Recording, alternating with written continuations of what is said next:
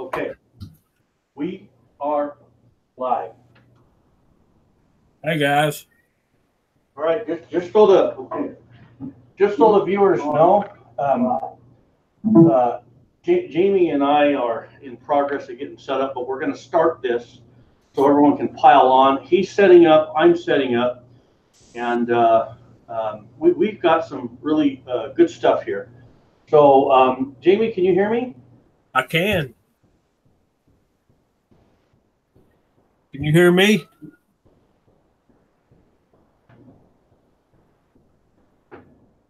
Can you hear me now?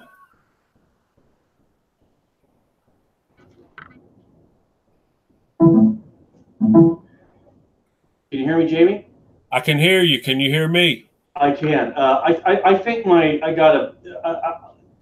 computer, I got a bad USB port, so I got to unplug it and put it in, and then it works. I understand. Okay, just so everybody knows, we are starting this right now because we want you guys to all pile on. We're really not ready. Jamie's going to be setting up, and I'm going to be setting up, and I don't know what he's bringing to the table, and he doesn't know what I'm bringing to the table, but we're going to just bring it together for a workshop. I don't know that we'll get a completed cartridge made, but we're going to cover, I know on my end what I have is good content, and I know he's going to have really good content. How you doing, Jamie? Better than I deserve, brother. What about you? Better than I deserve. Okay, all right. Before I put my equipment on, I'm going to show you guys this, okay? Just watch, okay? Just watch. You think he ought to be over at the Yukon or Utah Gun UGE tube, watching those videos? Oh, hey, you think you ought to be over there? Yeah, you're going to see as much live streaming on this stuff as we can get, as YouTube will permit. But man, I got molds. I mean, I've got Lyman stuff. I've got Lyman molds, 3 different Lyman molds. I've got a Lyman Mag 25 furnace over there, and I'm waiting for some more stuff. Stuff is showing up. I've got oh, you want to see something else? Okay. And this is just between all of us. Don't tell no one this. Jamie, talk for just a second. Okay. I'm looking up load data right now, and I'm like, hi boy, I've got several 38, 357 type molds, and we're going to talk about bullets, and we need to talk about cases. And I think one thing, hi boy, we need to cover is the difference between 38 Special and 357 Magnum, which there's not a lot of. That'll take about 2 minutes. Okay.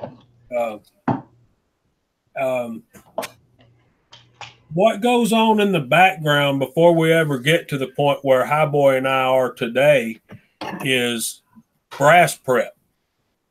You know, brass prep is an ongoing proposition, and it never really stops. And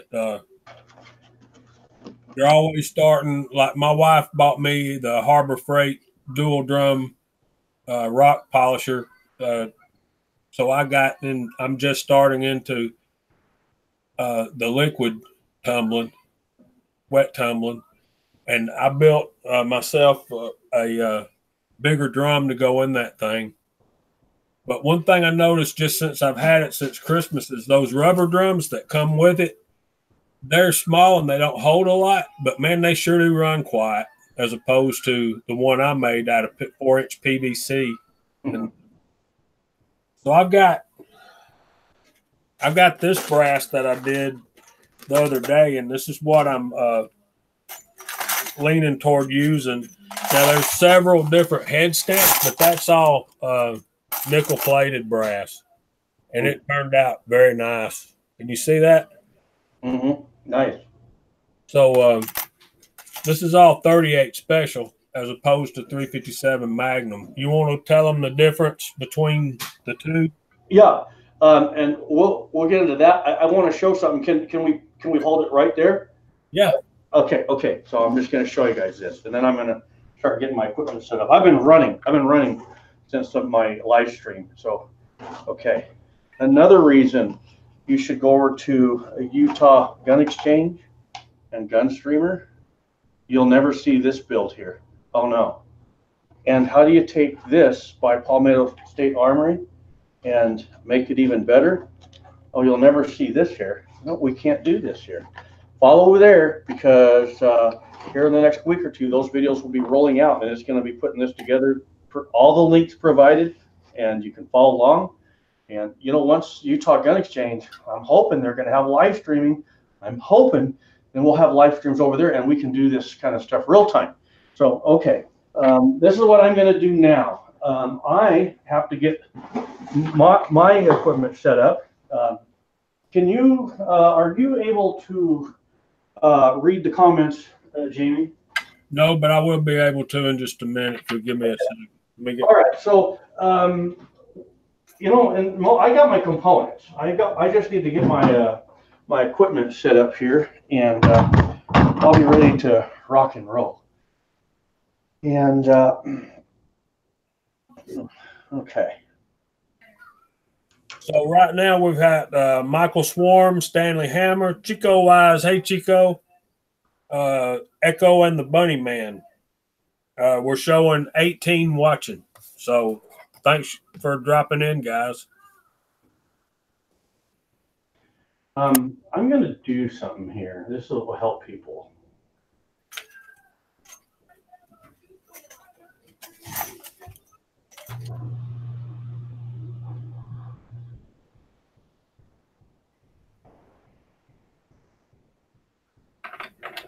I'm going to put a link in the description box, and you guys can run over to this link to SAAMI.org, S-A-A-M-I, SAAMI.org.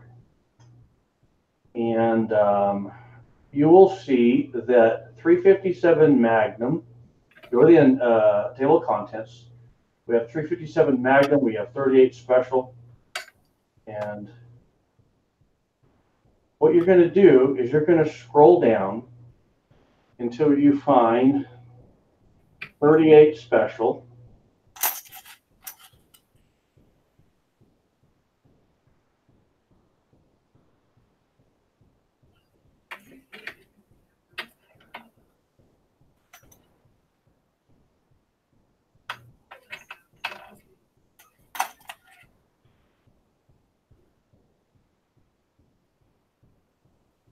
Probably wondering why I'm going here. There is a reason.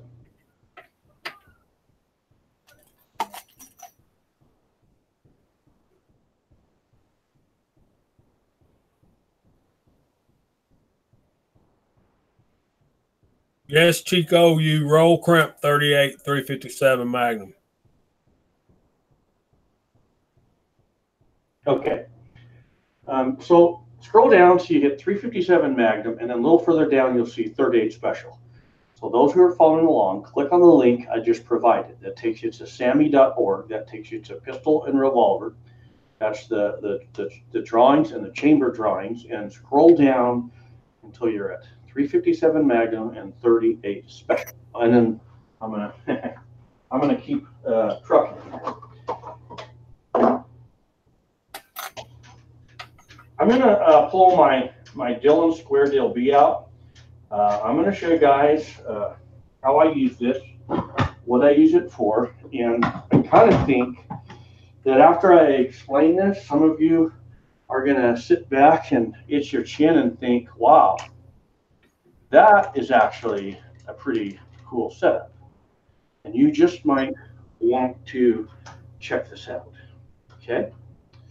So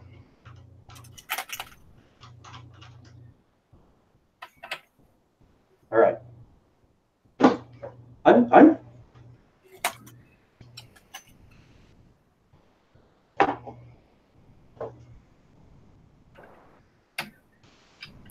ready to roll. I'm ready. I'll be with you in a minute. Keep going. Okay, I'm going to keep going. All right. I'm going to show you guys something about this Dillon. I kind of have a story. I had this sent. Okay, let me tell you what the Square Deal B is. Remember when you were a kid and you wanted to trade your Hot Wheel for another kid's Hot Wheel? You didn't trade your Hot Wheel for, say, his marble. Or you didn't trade your skateboard for his Hot Wheel. It had to be a square deal. You were dealing Hot Wheel for Hot Wheel. What the square deal B is a square deal. It's priced right. It's set up for handgun. It's set up for a particular cartridge. And when it shows up, it's ready to go. So my story goes like this. I ordered this for 38 special because that's also something that my wife shoots. Okay? I'm going to show you something. So this shows up. I set it on my bench. I've never done anything with this.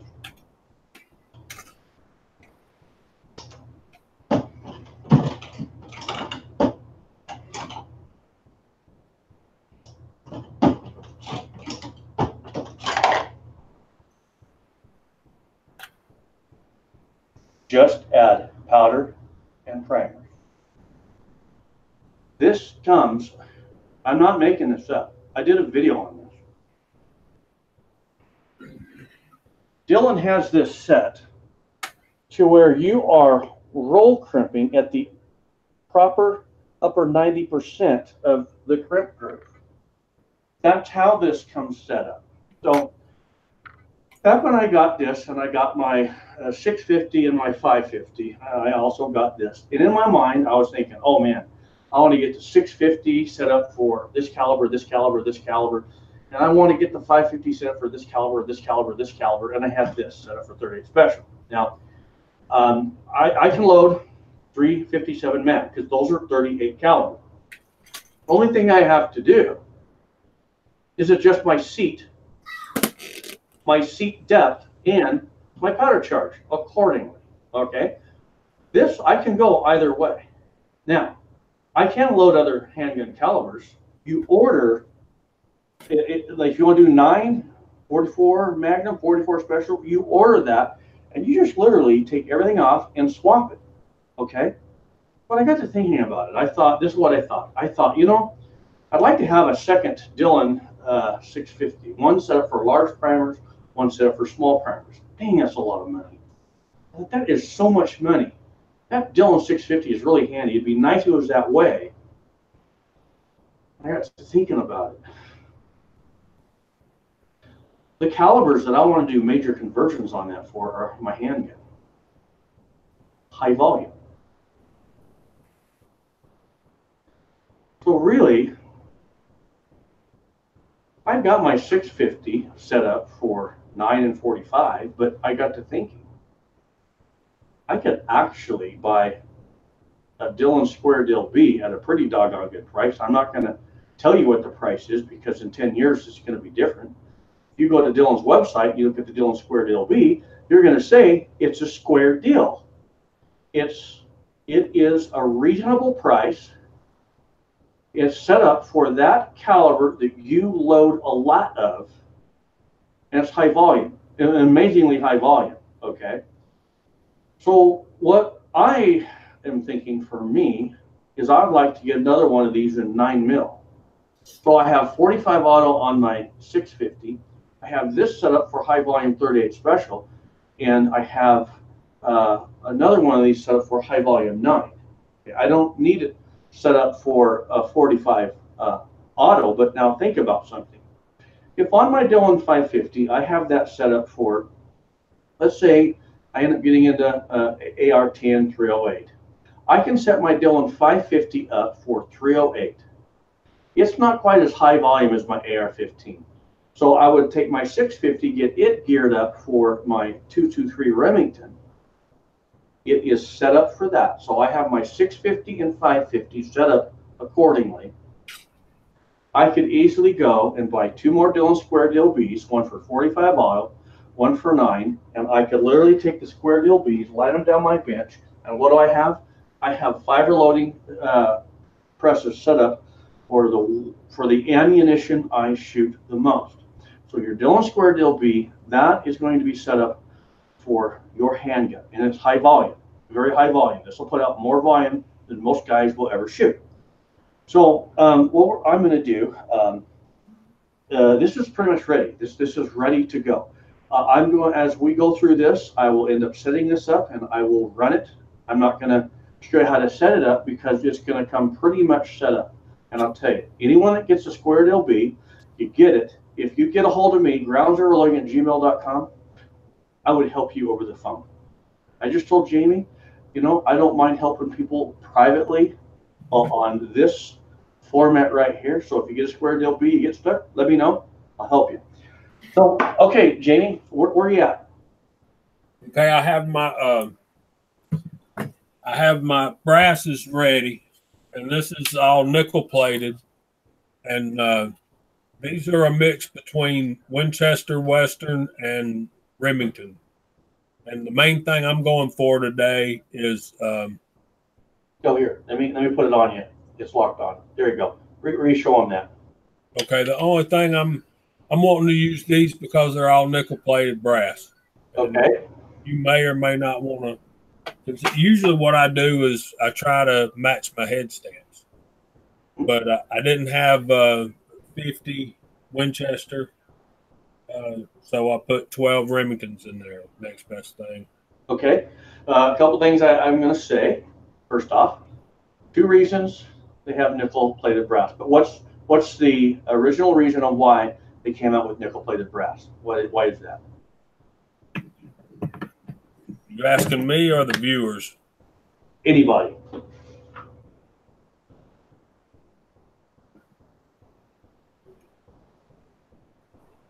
It's awful slick, man. You can't hardly hold on to it. Back in the day, when they had this setup, you know, the holster, the ammo, the police officers, they had those ammo pouches, and they'd carry their ammo in there. Well, the brass would tarnish, turn green. Kind of like when you take a brass-handled knife and put it in a sheath, over time you'll grow green around that. So the nickel-plated, it is a brass case with nickel plating, okay? And so now you can take this nickel plating and you can load your loopholes up, or your leather pouches with nickel plated ammo, and it won't corrode.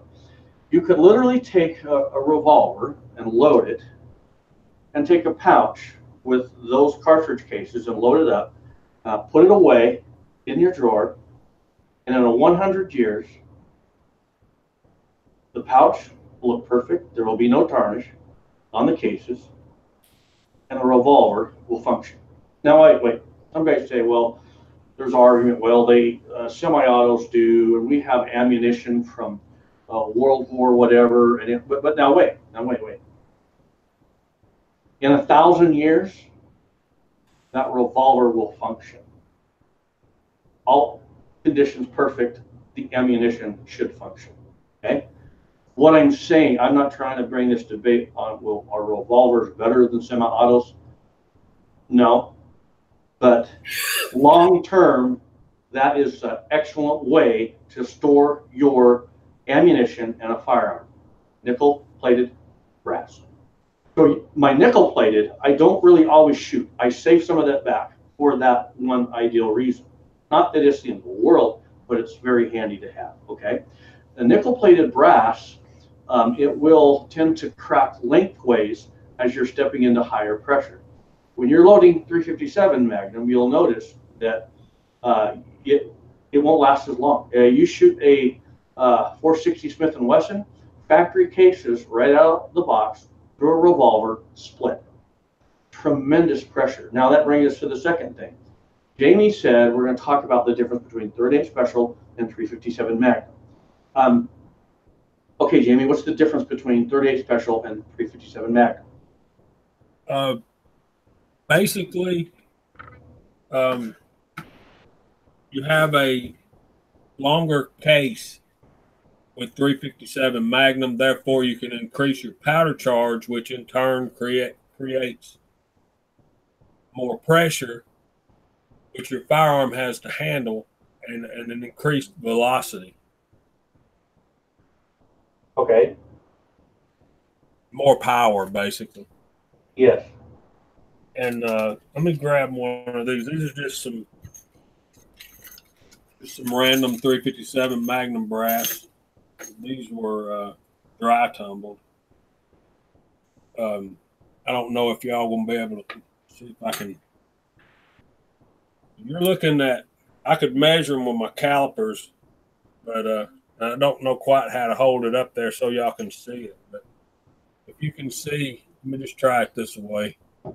Can you see the difference in the length of the case? It's about 1/4 of an inch difference. If you'll give me a minute, I'll measure them with my calipers. Kyle's out there. Hey, Kyle. So the 357 Magnum is 1.268. 1.268. The 357, the 38 Special is 1.135. So can somebody do the math? 0.85? Is that what that is? 1.134 for the 38 Special, and the 357 Magnum is 1.266.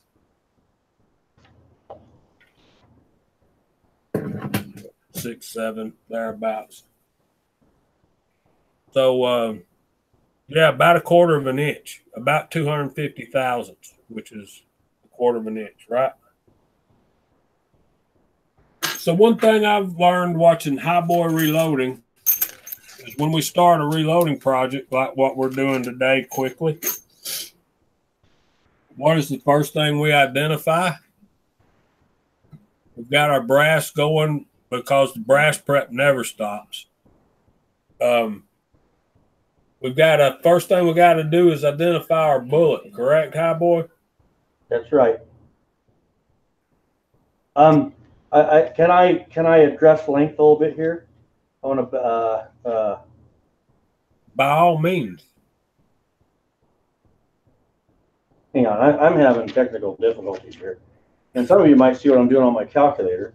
That's fine. Okay, so I'm in my reloading manual. I never remember these numbers. I don't try to remember numbers. I don't. But for your 357 Magnum, okay, our trim 2 is 1.280, okay? Our 38 Special is, our trim 2 length is 1.145. Oh, man. That's what I was just looking at in my lineman manual. Okay, so the difference in length is 0.135. 135 thousandths in length. Now, the link I sent to the SAMI website, if you scroll down, it's going to give you all your cartridge case dimensions, and that's going to give you the chamber dimensions. There's also something else that gives us. I'm on SAMI's website, and I'm looking at 357 Magnum. When I'm looking at this, okay, this is the cartridge on the top, the chamber on the bottom. If you're following along with me, it says 357 Magnum in blue. On top, we have what's called maximum cartridge, minimum chamber. Do you know what that means, Jamie? I do. I don't know if I can explain it. Go ahead. Go for it. Maximum length is the maximum. No. Maximum cartridge, minimum chamber. Okay. Minimum chamber. That's where you're going to start throwing into a bind. You're going to be getting your bullets into the rifling of the barrel. No, that's not what maximum cartridge, minimum chamber means. All right. Before I explain it, I'm going to tell you a story. When we tell a story, we can understand it. We need to relate it. As men, if we read something, we don't get it. But when you go do something and you read it, you go, I will never forget that. Okay. So one day, and this is fictitious. In the real world, this doesn't happen. But just play along. One day, two men show up to build a house. One is the man that builds from the walls up, the entire ceiling roof up to shingles. The other guy, he builds everything down, everything down. Well, the guy is in a hurry and he builds the roof first, and he puts these supports and he builds his roof and he walks off. Just walks off. I'm done. Well, the second guy shows up to build the foundation and the walls all the way up, and he says,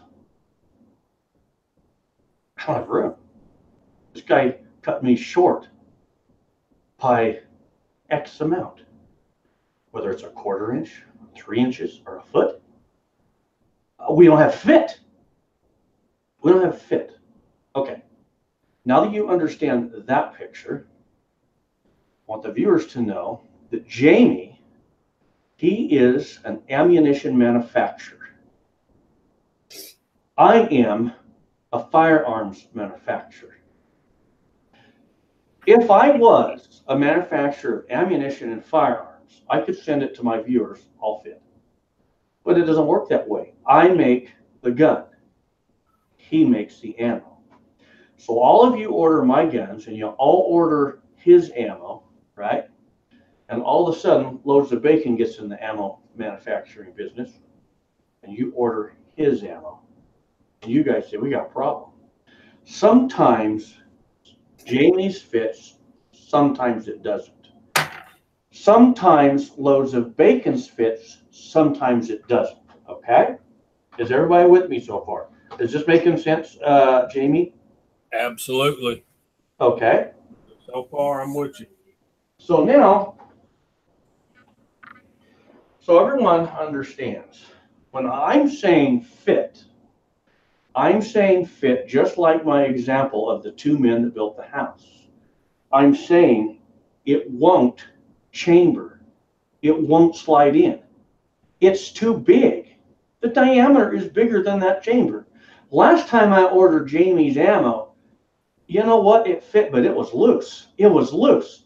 Loads of bacon was the same way. Sometimes it's too fat. Sometimes it's too loose. So we have to do something. We should do what the two guys that built the house done. We should have came together. And what these two guys that built the house should have said is this. All right, my roofer, you're going to have a maximum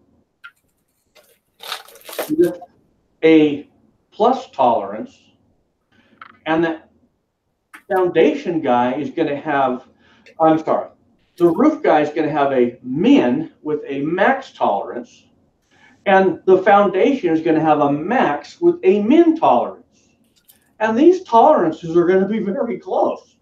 We're not talking a quarter inch. We're talking within a 16th of an inch. So now my roofer says, I can build my roof before him. I have tolerances. So I can come down so low and I have room to be so high. And my guy that builds a house says, look at me. I have a maximum and I can be so low. And what happens when he fits that in under that entire roof and pulls the support, hardly even settles. It just comes together and we got a house. Now, that's not how houses are really built, but you can understand that. So this is what we have. I have a maximum cartridge, minimum chamber. Let's add something to that. I have a maximum cartridge with minimum tolerances. Maximum cartridge with minimum tolerances. In other words, this cartridge can only be so large of a diameter. But there's tolerances. Remember, when Jamie was making ammo and Loads of Bacon was making ammo, some were fat, some were too thin. We're going to tighten that. We have tolerances. It can be a little minimum, but within a window. So we're always within that window.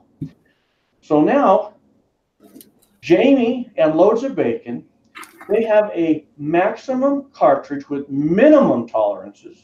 And what are my firearms?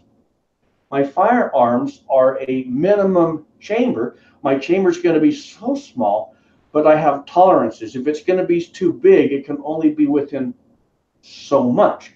That's where a go, no-go gauge comes in. And what that means is this. Upon SAMI specs, when other people start making firearms, they have a minimum chamber with max tolerances. Everyone's firearm is the same within a tolerance range. Now, anyone can make ammo under SAMI specs, and anyone can make a firearm under SAMI spec, and they'll always come together. Now, reread it. Maximum cartridge, minimum tolerance. A minimum chamber with a max tolerance. And it's the tolerance that keeps us in that spec. Does that make sense? Yes. It makes sense because, and that's what I was trying to get to. I didn't know you were going for the diameter instead of the length, but it's all about making sure that you can go to the store and buy ammunition and it work in your gun. Correct? Yes. One thing that'll help us in a way, I have this. This is fairly new to me. It's the Lyman gauge, handgun gauge. Hang on. I'm sticking. I don't mean to. There we go. And this is going to help with what you were talking about as far as the diameter, but as far as cartridge overall length, not so much because it doesn't have rifling built in. You see, they're just cylinders. If y'all can see through there, there's no rifling built in at the proper point.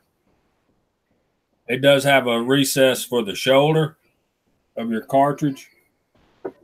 So that being said,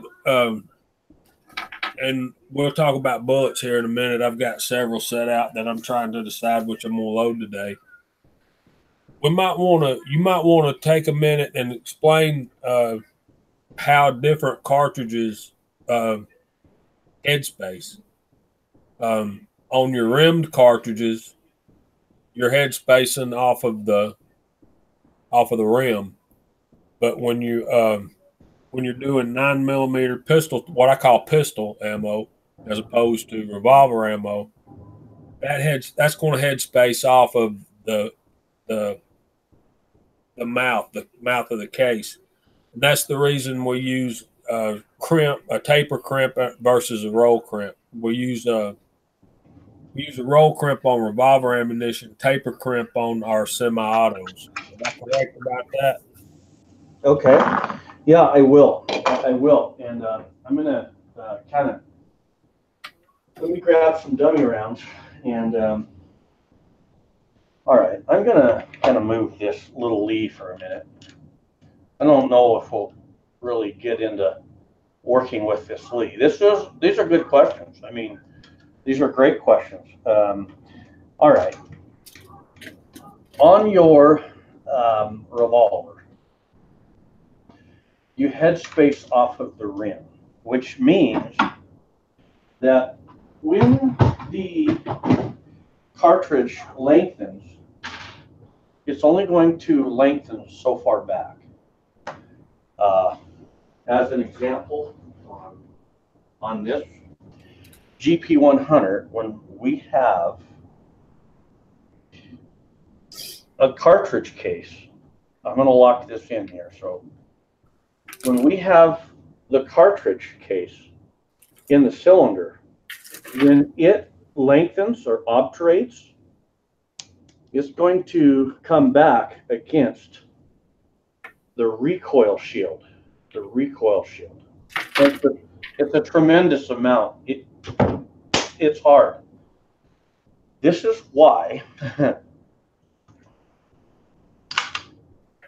we're clear.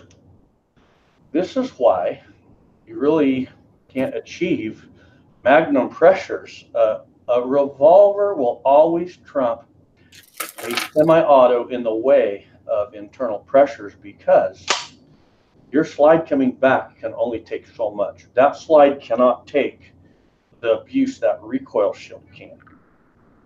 The recoil shield is so strong that when you destroy a revolver, you either pull the top strap apart or the barrel. You went way too far, okay? Now, little side note. If your buddy ever wants to sell you his semi-auto, and he says, and I put a lighter recoil spring, and he's taking one finger and he's running the slide, that's pretty much a walk-away deal. And I'll tell you why. When you lighten your recoil spring, which you're running full loads, your slide is taking all the punishment, and you are buying a gun from a guy that he's taking life out of. That's why before you go changing your recoil spring, you have to understand what you're doing, what your window is. You really need to talk to a gunsmith, someone qualified, and you match the load to that spring. Okay? Are you with me? So now getting back to what Jamie's talking about. Let's not get into rifle. Let's talk about just handgun. So we know that on 38 caliber, now wait, 38 special, 357 Magnum, 41 Magnum, 44 special, 44 Magnum, 45 Colt, those headspace off of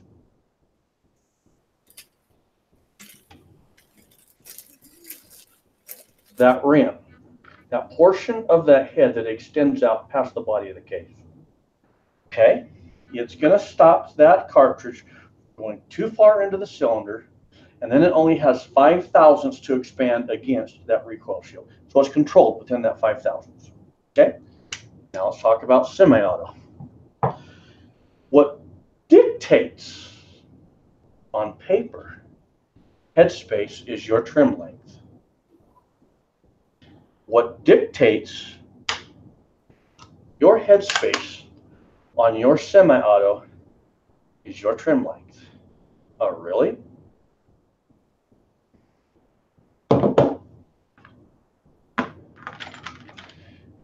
Make sure you're only loading dummy rounds.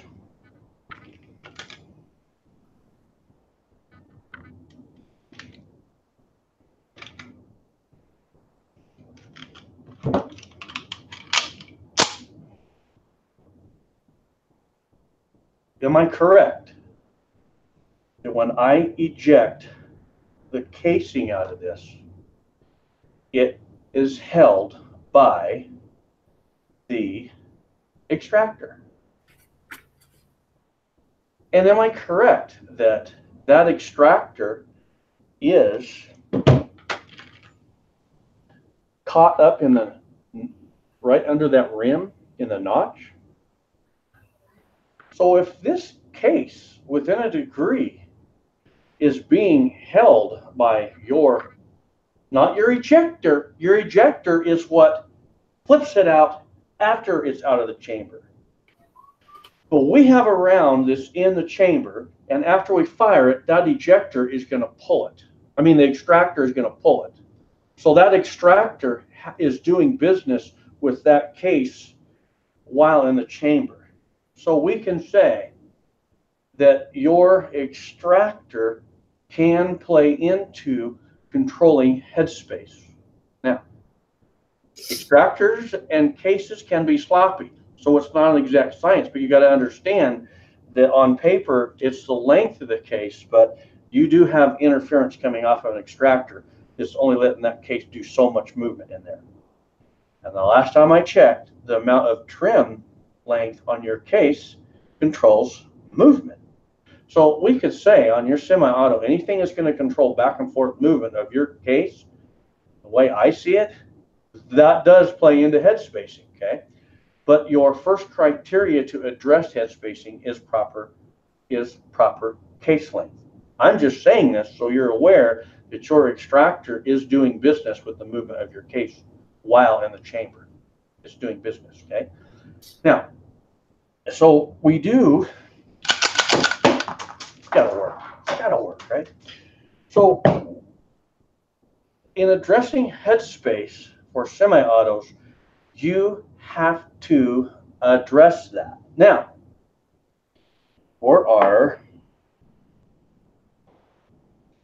now I'm going to get a live round.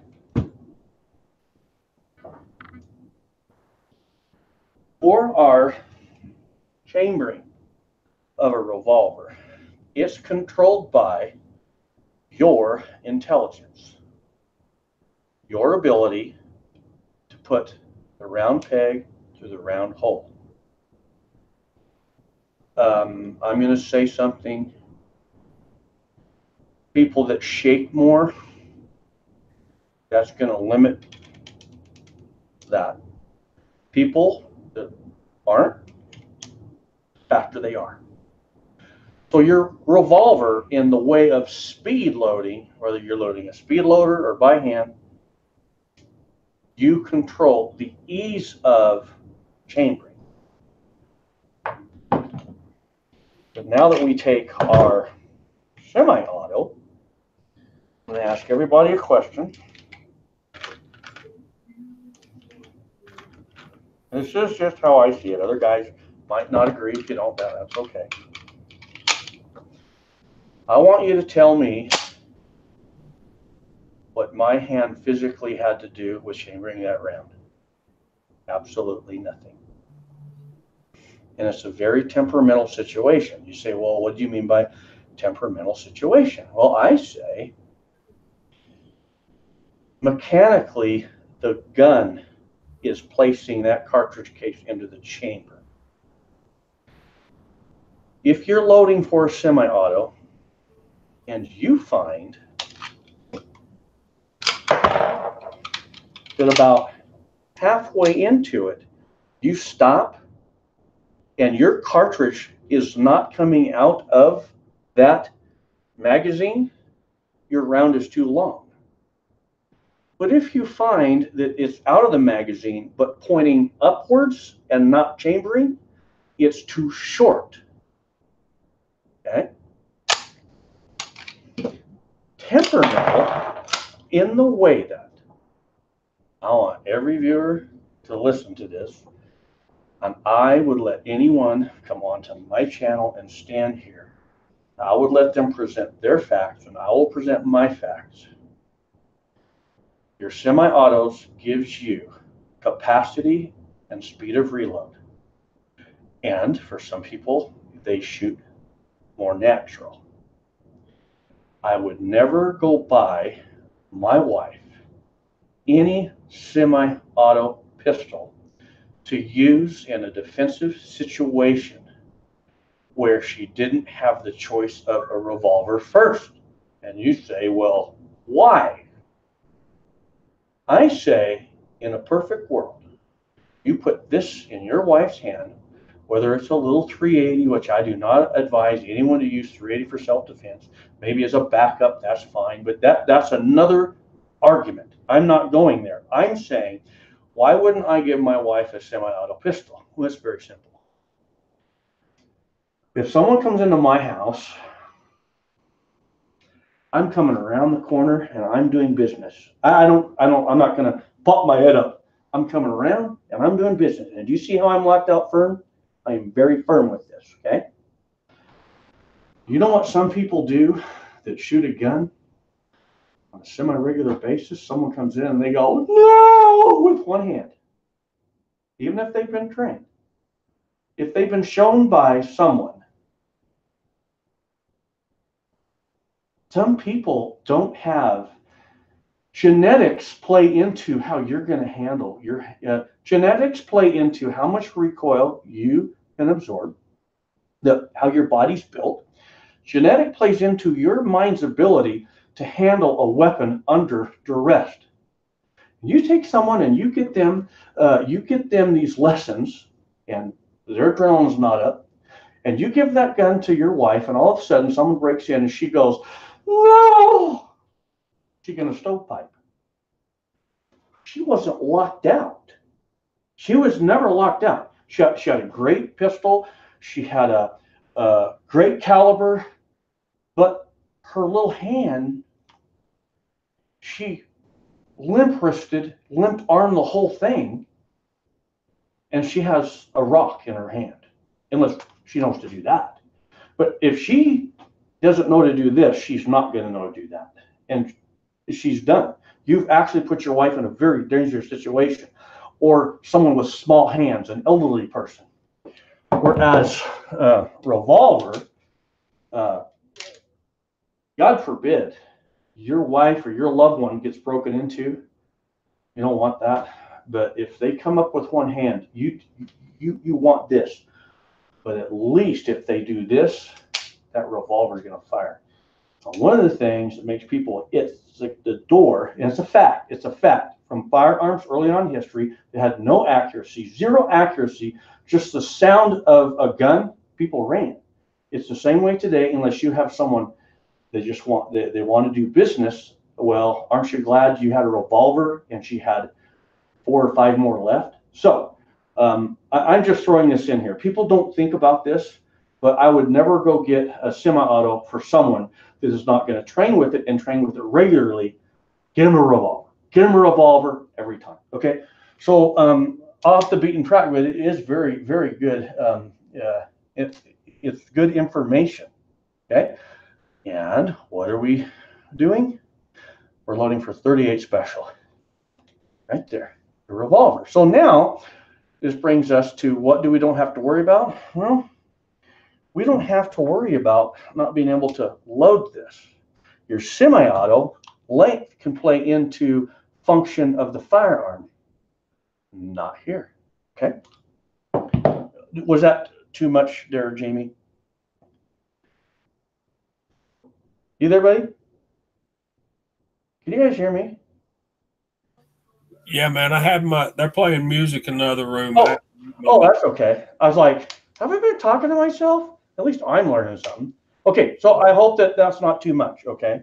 But it's, some people, they don't really think of that. And so because of that, some guys might say, you know, I think I will get a revolver and I'll start loading for some 38 special, okay? Yeah, man. I love revolvers. Yeah, and they're classy. They're very classy. Revolvers are classy. So now I'll let you take it to the next step. Okay, first thing we need to do is pick out the bullet that we're going to use today. And I'm working on that as we speak. And I think I've made a decision, High Boy. Okay. Have you made a decision? You know, I'm going to be running with, these are by Oregon Trail. It's their laser cast. This is a 158 grain semi-wad cutter. It's a nice bullet. It's pretty versatile for, you can plink with it. Good backwoods, a good self-defense. So that's what I'm going with. Well, let me run down a few of my choices here. I've been casting a little longer than you have, and that's one of the things I was so excited about when I found out that you were going to be getting into the casting thing with us. And so I have several molds, and I'll be glad to send you any of these bullets that you might want to try. This was probably my favorite. This is a 155 grain, and it's a cast bullet that I powder coated Eastwood Ford dark blue. The 155 grain semi-wad cutter, and that's it's one of the best looking bullets that I cast. Another one that most of all the guys on the Reloaders Network that do 38 357. This is the Lee 358 158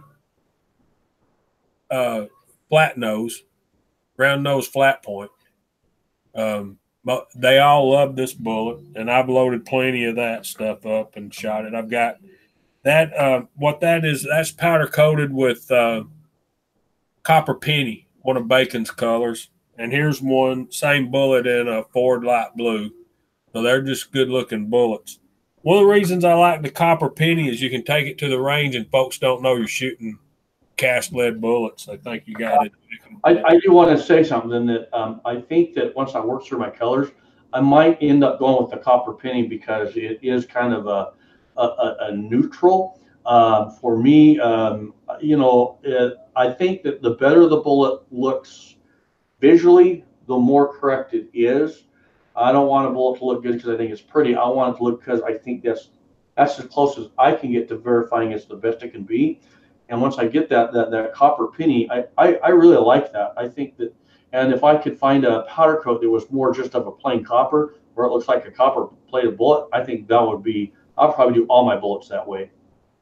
Well, here's one that I bought a powder that didn't work, and it's V-twin orange. I ride motorcycles, and I've got a Harley, so I thought the V-twin orange would be really cool, but it just did not cover bullets well at all. So this bullet right here is a 120 grain round nose, round point. And what I did with that is I covered it with copper penny. After I had it coated with copper penny, I threw it in that Ford, into the V-twin orange and put a coat of that over the top of the copper penny and then put it in. And you can see that looks really good. That's a pretty bullet right there. Of course, it's got 2 coats, but it's been sized down to 358. And I've loaded plenty of those. But I think what I'm going with today is something that I've never loaded before, and it's going to be interesting. I have these bullets that Willie Bulletman sent me, and these are 150 grain full-on wad cutter, what he calls a double-ended wad cutter, and I dropped it on my keyboard. And he powder coated those. Can y'all see that? My finger's in the way. Real quick, Cameron Brayan, one of our newer guys, he's heading out. Cameron, have a good day. We'll look forward to seeing you again. Yeah, he said that's a taco bullet. Yeah, that 155 grain semi wad cutter is a taco mold. So how many grains is that you're holding there? This full wad cutter, double-ended wad cutter? Yeah. I'm glad you asked. Let's find out. Turn on my Wahoo scale. This one dropped at 150.4, so it's rated at 150 grains, I think. Okay. I'm going to go get a book, a manual. I'll be right back. Okay. So while he's gone doing that, once we don't even worry about what we're any other load data till we decide what bullet that we're going to use. Now, the next step is to pick out your powder, and when Cowboy gets back with his manual, you know, that may make you change your mind about what bullet you're going to load today, because you need a powder that's adjacent, that's going to work with something that you have data for the bullet that you want to use. And Cowboy will get into that more when he gets back. With another bullet that I have, and another thing we need to discuss is I have this. This is a Berry's bullet. This is 158 grain hollow point. I don't know if y'all can see that. Yeah, you can see that hollow point.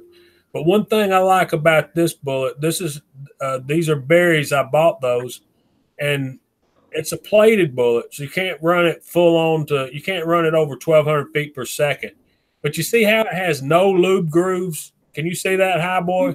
Yeah, I think that a bullet with no lube grooves, and so that's something Eagle I've talked about before, a lot of guys, I think that more of a bearing surface where that bullet is gripped into the rifling of the barrel more and more, as opposed to one that has lube grooves, I think they shoot more accurately. You want to expound on that, or you got an opinion? I haven't done enough with those. I have my my molds by NOE, and they don't have the lube grooves. They do have the crimp groove, but more money is always more money at the end of the day, and more bearing surface is always more bearing surface. So I don't see it working against the accuracy of the bullet design. It may create a little bit more pressure, but I think it works well as far as accuracy. But pressure that we work up from the bottom anyway, so you know, Right. we're watching for pressure signs. So I think that bullet will work to the advantage of accuracy possibly. So when we're talking about two different bullets that he's using, he's talking about, he has a 155 grain semi-wad cutter. I'm running with the 158. Those are essentially the same bullets. It's just that, okay, one thing that I know, you can, let's say you take a mold that's, it's going to throw for a certain diameter. That doesn't mean that maybe it's going to throw a little different either way. But what I understand, the harder the alloy, the more Brinell hardness of a bullet, how is it? The smaller it's going to be. The softer, like the Lyman molds, how I understand it, that whatever that mold is for, okay, like if it's a 0.357 diameter, that's running with their Lyman number 2. If you're going to run will weights, that's going to come out a little different. So understand, he's got a 155 grain semi-wad cutter. I have a 158. So we can kind of say that these are different alloys. His is probably his, like, I don't know if his is harder or softer. I don't understand that fully yet, and I haven't worked with it enough. Just understand that what the difference in those is a different alloy, okay? And the definition of alloy is 2 or more metals mixed together, okay? Now, I want to talk about this. He's running he has a 150 grain WC DBB SGG. Well, what is that? What is that? I'm going to tell you guys this. This is an awesome resource. Western Powders has such a complete abbreviation section in here, and I'm going to break it down. I'm going to hold this box up for the viewers to see. When you see where it says, okay, we got a 38 caliber. It's a 148 grain WC DBB SGG.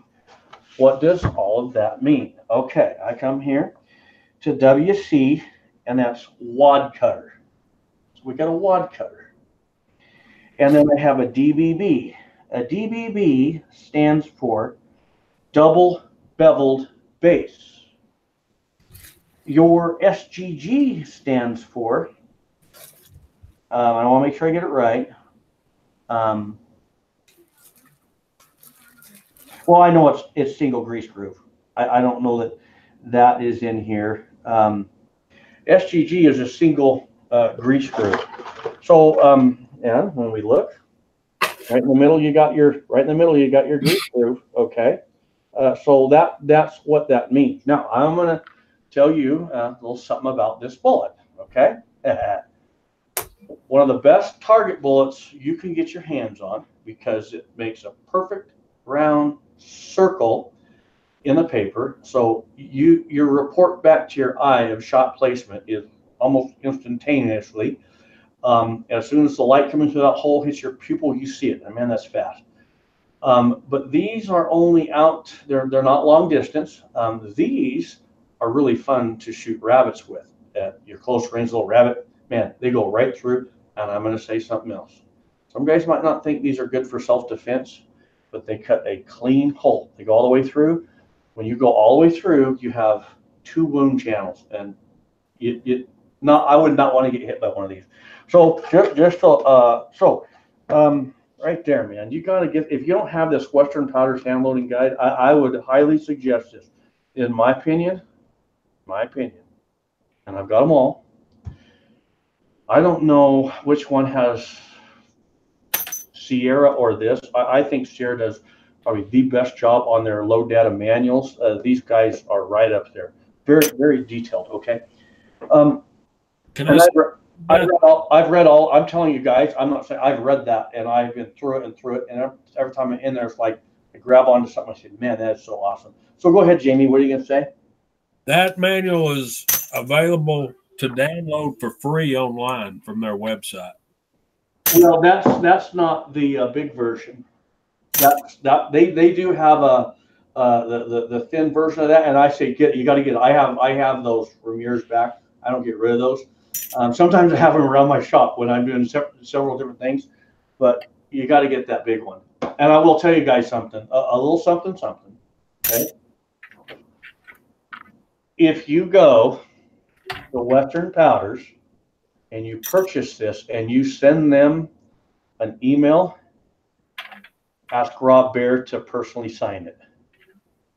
He will sign it. If you want to get his autograph, you purchase it, shoot them an email. And if you want to shoot him an email first, say, I'm going to purchase this, I want his autograph, he will autograph it, and they'll be more than glad to send it to you. Okay. So there you go. So what next, Jamie? What I'm doing next is I'm about to size my cases. I have determined my bullet, and I've about to choose the powder from my data. But one thing I'm doing is I've put all my cases in a plastic bag, and I've squirted them with case lube that I made from lanolin oil and heat. And now I'm just going to shake them up in the bag.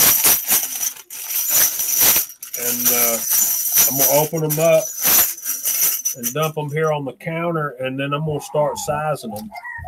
I've got to find my proper shell holder.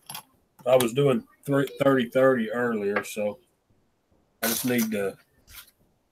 What that is lanolin oil that you can buy from buy off of Amazon. I think I paid like $18 for a 8-ounce jar bottle, and you mix. I use 10-to-1. Some folks use 12-to-1. I think next time I'll be using the 12-to-1. But I just mix it in that bottle, and that's what I use for case lube, and it works really well. Okay, Glock's SM40. He has a question, so keep talking. I'm going to answer his question. I'll be right back. He's asking. I got to get something. Okay. The lanolin, the toughest, in my mind, the toughest cases to resize are 223 or 556 military brass, especially. And I've fought with stuck cases and that stuff till I'm sick of it. So when I went to this, I've had one stuck case since I switched to that. And you're just going to have, in 556, you're just going to have some stuck cases, I believe. But it works really well. You can make it cheap, and it's the same thing. What I've been told, I don't want to step on Highboy's toes. I know how he is about Dillon, but I've been told it's the same thing as the Dillon case lube. And these cases don't really need sizing that bad. It's just something I do. You're not. No, you don't step on my toes. No. I tell you right now, I'm not the end all of the information, and I don't want to be. All right, we throw it out there, take what you want, leave what you don't, and I learned from Jamie just like he learned from me. So Block is saying, hey, wasn't that manual from you, Highboy? With it, he's saying, isn't that manual autographed? Well, okay, I gotta show you guys. I love this. I have 2 of these. I check it out. Okay.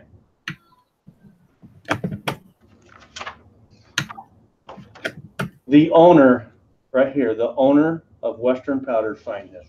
I'll bet if you asked, he would sign it too. Why wouldn't he?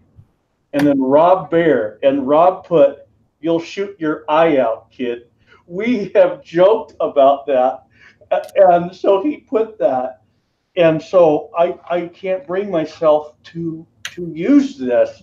It's like, okay, this is where it's at. This is where it's at. You have Donald Trump, you have Clint Eastwood, you have Rob Bear, and then you have Charlton Heston. Okay, You got to get this signed, okay? And then I have my second one that I work out of. So there you go. Now, so you're sizing. Okay, while he's sizing, I'm going to throw some stuff in there. Are you okay with that, Jamie? Yeah, go for it, bro. Oh, okay, when I first got my Hornady lock and load, my progressive, I understood the value of being able to go out, shoot, and bring these cases back and run them through the process and decap in real time. Back in that day, what I had was my media tumbler. So in other words, I could take the cases, I go to the range, collect my cases, come back, throw them in there, I dry tumble them, take them out, get rid of all the media, and now I can take a progressive press and I can decap, and then I can run all the way through the reloading process for the completed cartridge. The reason you can do that is there's no water in the primer pocket. But what I would suggest is if you want to use your progressive press in a manner where you don't dry tumble, you wet tumble, then I would resize and decap and do all the prep work and then dry the cases before you run them through the progressive loader. Why would I say that? If you take those cases and you run them through a wet tumbling process and you dry them, you'd be surprised how much water is held in that primer pocket area. It just won't come out. You have to bake those cases for so long. And by luck, I caught it. I did that, and I was on my either my 650 or my 550, and I began running the cases, and for some reason I stopped, and I dumped a case out, and the powder was clumped. I had like, I don't know, 4 or 5 of them. I was like, holy smoke, those weren't dry. And I had ran a couple decapping them to make sure they were dry, and I thought, okay, I'm good to go. No, it wasn't. There was some in there that were holding water. I would have had to run those so long under heat that it wasn't good on the brass, you know. So that's something for you to think about. You wouldn't want to take a whole batch of cases and run them through a wet tumbler, dry them thinking they're dry, and then you start running. You got a high volume loader. You knock out 500 of those and you go, and you're getting, you've got dead primers. Nothing's happening, and you're wondering why. Another thing that could happen is that your primers, when they're manufactured, they have a clear coat over the priming compound. So the primer still could technically go bang, but the powder, nothing will happen with the powder. And so what could happen? You're going bang, bang, bang, and all of a sudden you get a primer goes bang, but the powder doesn't, and that bullet gets stuck in the bore, but the next one fires. So by wet tumbling and then using a progressive loader right behind it, you can actually set yourself up for a disaster, lose your hands at the range. So if you're going to go straight from the range to your progressive machine, I would definitely say dry tumble. Dry tumble. If you're going to wet tumble, go ahead, resize, decap, and wet tumble, and then dry your cases, and then bring them into. And I think that what I'm going to do, I'm going to buy a vibratory tumbler and get back into dry tumbling, because I think wet tumbling has its place, but I want to go, what I want to do, I want to reload, I want to shoot, and I want to reload, and I want to shoot. What I don't want to do, okay, follow me on this, this is how I see this. If I shoot for my handgun, and I'm not trying to perfectly fit to my chamber, I can come back, reload, and shoot. I'm just going bang, bang, bang.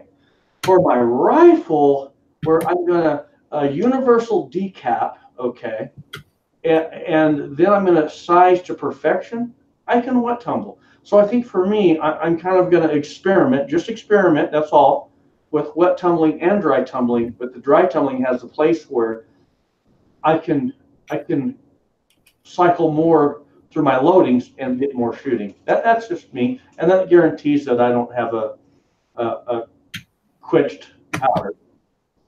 Yeah, and I'm set up to do both now. I never see myself never dry tumbling again, just for what you said.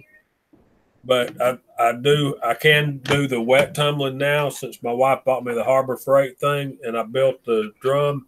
I did 130 Winchester 30 Winchester cases this morning, and they're sitting over there on a piece of cardboard drying in front of the little heater now. But that's something that I'll be using those. It's probably going to be 2 weeks before I get to those, so I can do that. I agree with what you're saying. As far as these right here, we're all done with dry. If you're wet tumbling and you're using the steel pins, your primer pockets, the inside of your cases are going to be immaculately clean, but you're going to have to give them time to get dry, guys. And that may or may not be an issue for you. I have some cases now. It's not really an issue. That's all really good. I'm getting feedback. Is there a reason? Are you there, Jamie? I'm here, but you are breaking up a little bit when you were talking. It seems better now, though. I'm getting feedback. Is your volume up by chance? My volume is muted on my end. Okay, so while you're running through some sizing there, I'm going to show the viewers this. So a little bit more about this Dillon Square DLB. I really think that a lot of guys don't realize this. If they knew, it's kind of like, this is kind of like the unknown gym. It's like when guys realize what this is about, they're like, oh, I think I'm going to check that out. Okay. So back in the day when I got this is what I did. I just showed you guys how I took and, well, here, I'll do another one. Okay. But what I'm going to do this time is I'm going to load some ammo real quick. I'm going to show you how this works. So the press showed up. I mounted it and I put that on. It was all ready to go. And then I took a cartridge case. Okay. There's your resize.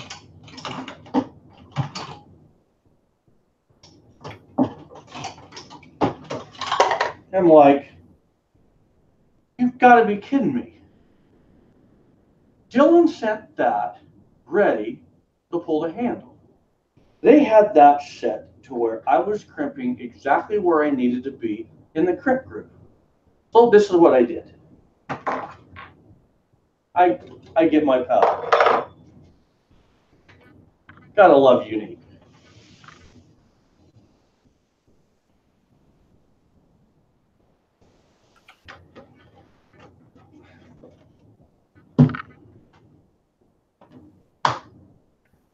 I do that. Now, one thing that you need to do, and I just set it aside, where did I put it? Keep you a spent case with the spent primer, okay? And what you're going to do is you're going to adjust this to deliver the charge that you need. You're going to charge the case, okay? Before you do that, though, you pull these little pins, and you guys can't see this, but if you get it, you'll get it.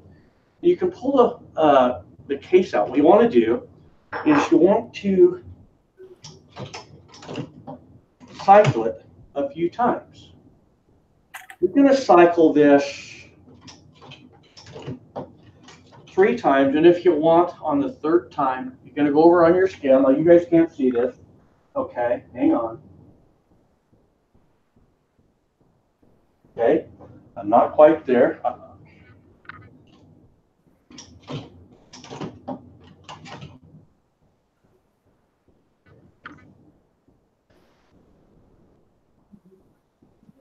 Okay, hang on.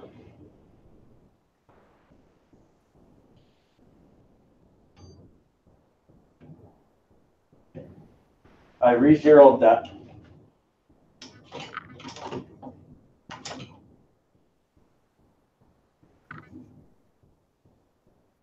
Okay, perfect. I'm running 3.8 grains of Unique. In a minute, as we progress, I'm going to talk about something.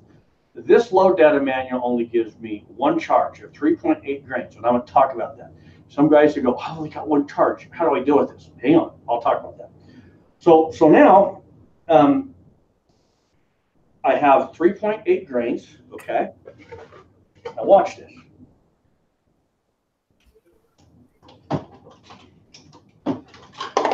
Okay, watch.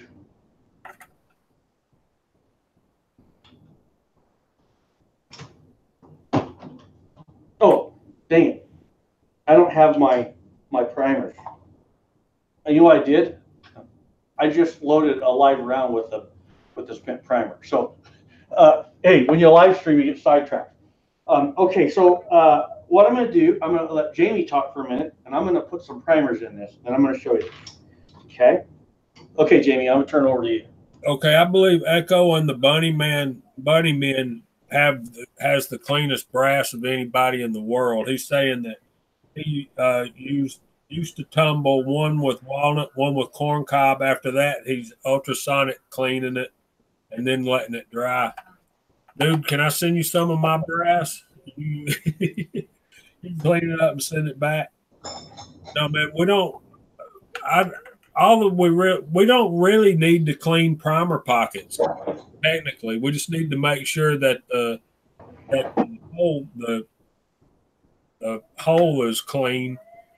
Best way to do that is to clean your primer pockets, in my mind. But I always clean my primer pockets. I want them as clean as I can get them. But you know, technically, you could just wipe them down. And what if you're looking at what I'm doing? I've sized my brass. I lubed it, and then I sized it, and now I'm just drying the lube off with a microfiber cloth. That I got this idea from Josh over at 243 Outdoors. That dude can shoot, can he? Cowboy. Who's that? 243 Outdoors? Yeah, Josh over. I've never I don't really watch videos, so I apologize. But I bet he can. Probably shoot better than me. Yeah, he won one of the ranges at the Utah Milk Jug Challenge. I think he won I think it was the 1,300 yard milk jug. You go from 1,000 out to 1,500, and he won one or two of those sections. And Wow. I think it was 1,300. He hit the milk jug on the third shot with a Ruger American Predator. Oh, wow. And these guys were out there with these high dollar rifles and stuff. And you know how people can get kind of snooty sometimes. But he goes out there and cleans their clock. I love it. yeah. He's a good guy too, man. He's as humble as the day is long. Okay, I think I've seen him in a live stream. I like all the guys over at the Reloaders Network. I think they're all really great. I do. Okay, so I've got my primers loaded, and so now this is how the Dillon Square Deal B works. And normally I got it set up behind me, and I try to get it set to where it's comfortable. So that's your resize and deprimed there. I decapped. I'm kind of talking. I might mess this up because I'm talking. Okay. Normally when it's just me, I'm focused. So I charged it and decapped.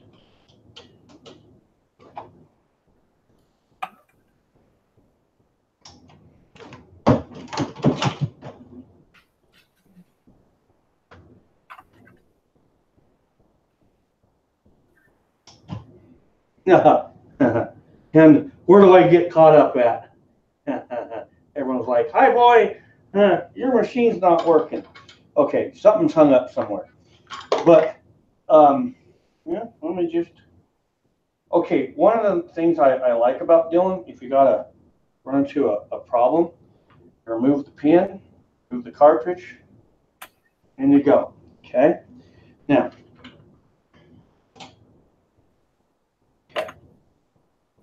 I want to make sure before I put the bullet in this that this bad boy charged. No, it didn't. I kind of knew it didn't. It didn't go up high enough. Okay. So here we go. Here we go.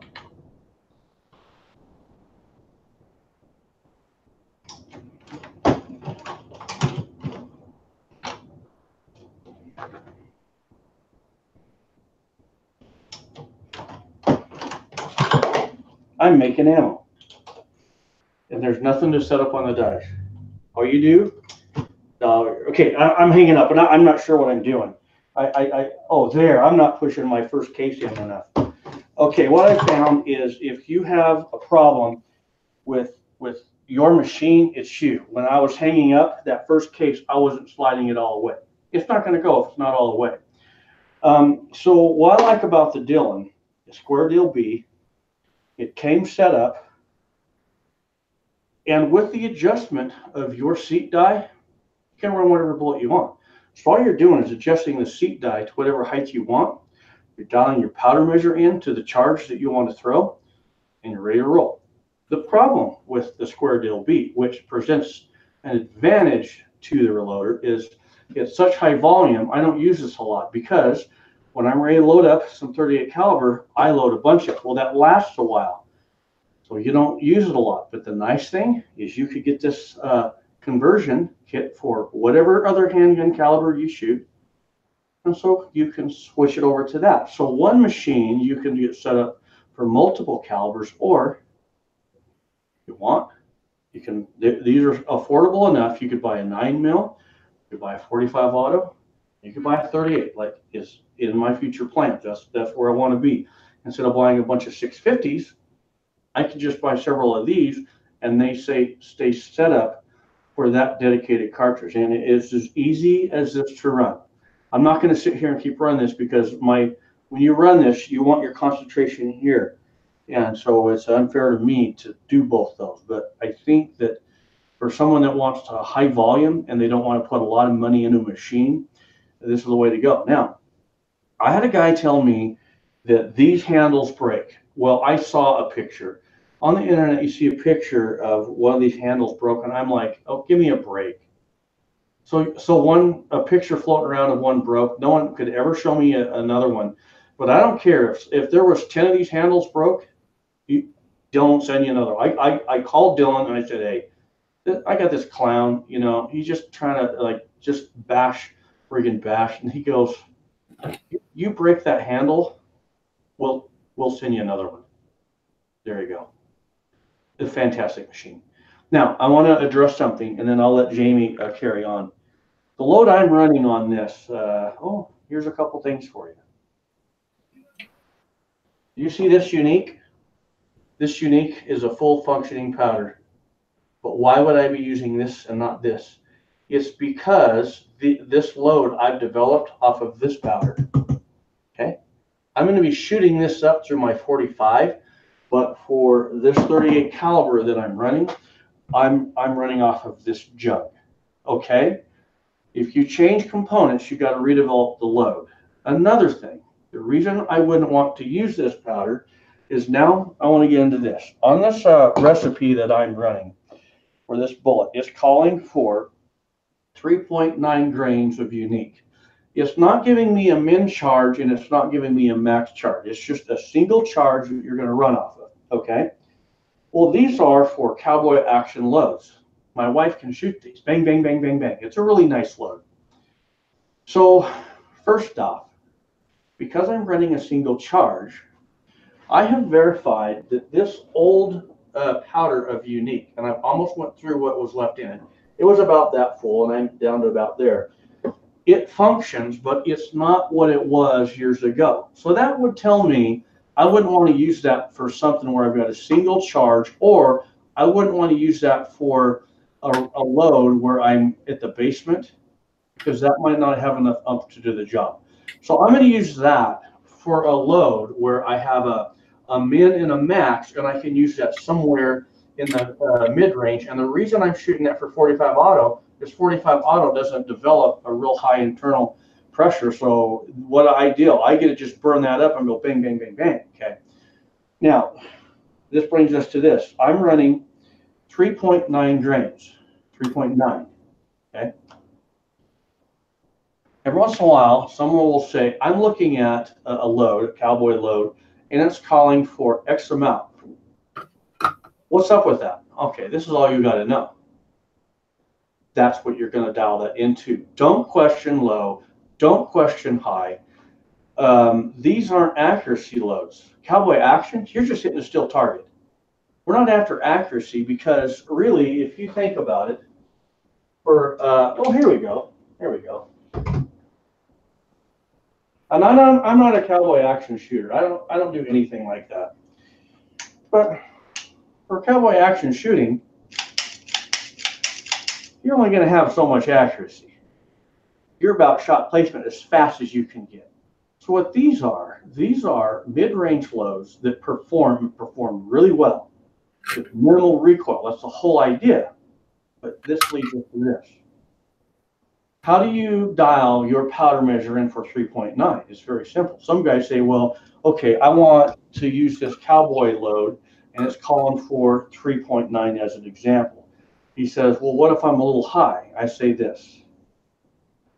If the recipe book is calling for 3.9, you're going to dial this in for 3.9.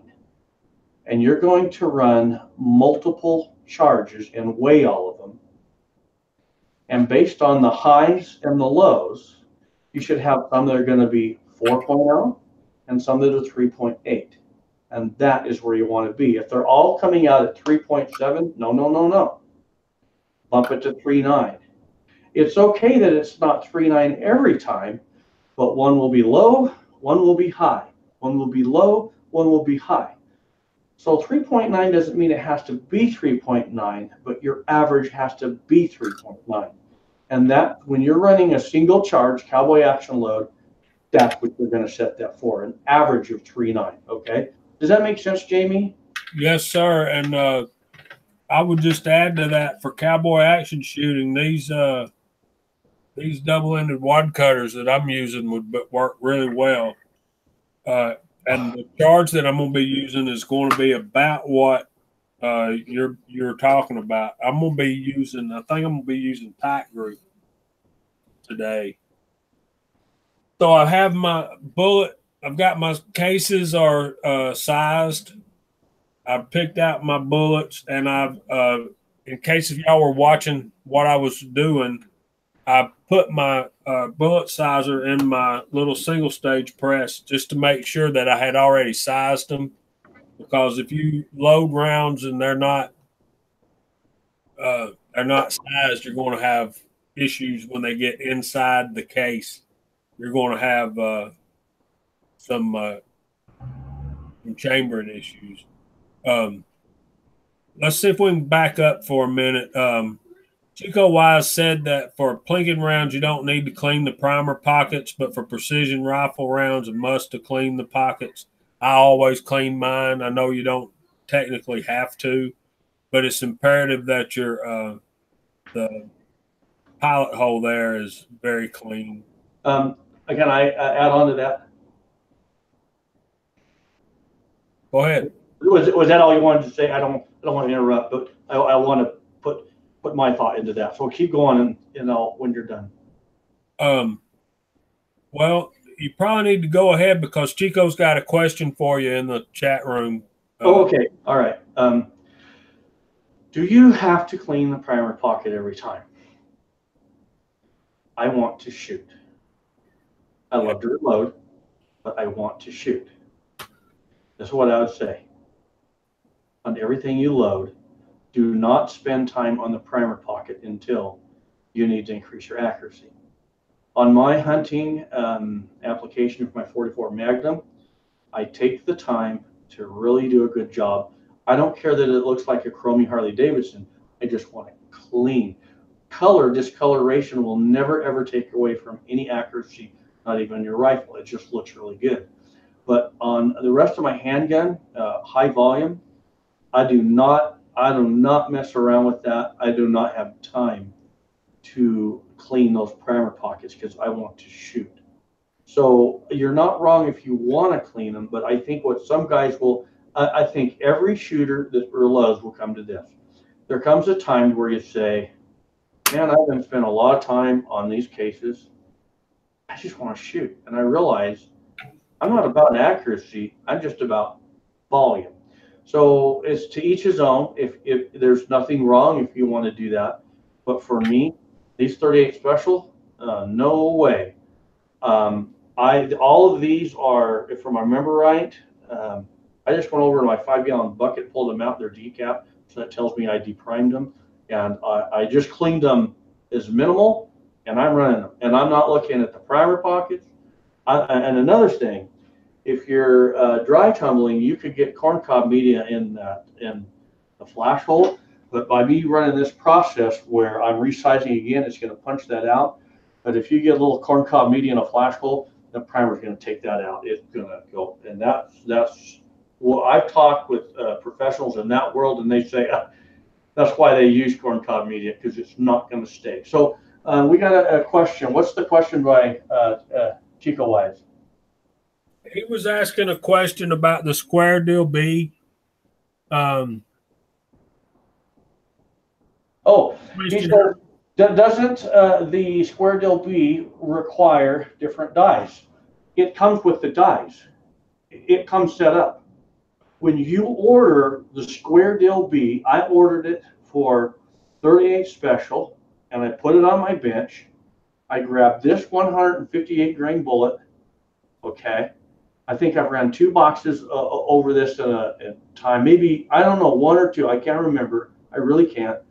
But I started out with this bullet. So what I did before I put any powder, I was like, wow, it's got the dies. They were not joking. So I put my case in there, and I didn't have any primers. I ran the case and I made a dummy round. I was like, you gotta be kidding me. It seated it to the crimp groove, and it crimped it. They got the crimp all set up for proper case length, right? And they have the crimp set up for an average of cases. So if you're running mixed head stamps, it just crimps all of them. Dillon nailed it. So all I did, put primer, or put powder. I put my primer.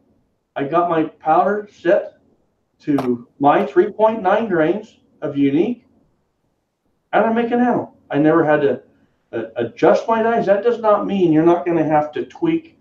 I have played with this bullet seat depth, but I put it back where they had it because Dillon sets it pretty much ready to go.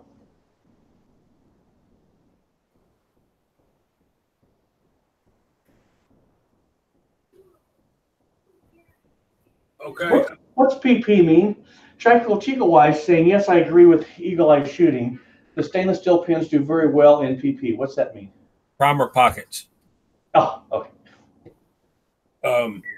One thing we're going, what y'all probably are noticing today is that Cowboy and I are doing 2 totally different methods. Y'all can't see it just off screen. I have my Lee classic cast turret press, my 4-hole press, and I am using the RCBS die set, and I'm generally using it as a single stage. So I'm doing single stage loading, whereas Cowboy is doing the full-on progressive, and he's going to be turning out a whole lot more ammo a lot faster than I am. And one thing where I'm at right now, this is taking forever, it seems like. I've got my cases sized. I've dried off the lube. I've sized my bullets. Now I'm to the point where I'm ready to prime my pockets, putting my primers in my cases. What I use is the Frankfurt Arsenal hand primer. I can do it on my press. I just prefer to do it by hand with this unit right here. And it comes in a box like this. Y'all can see it. It's so I've been doing a lot of 35 Remington. So what I'm going to have to do is change out my primer pin. So you take this latch, pull down, and pull out that shell holder. And we look on our chart that comes with it, and we look down at 38 special, and it's telling me I need a number 1. Okay, not only do I need a number one shell holder, but what I have in here is the large rifle primer. You have two different sizes of primers, large and small. So that's where we're at right now. So I'm going to have to change this out. You just got to take this out, and there's a big old spring in there. Make sure we keep up with our spring. It's actually in here. And we'll get the large one and the large pin. We'll change the spring out.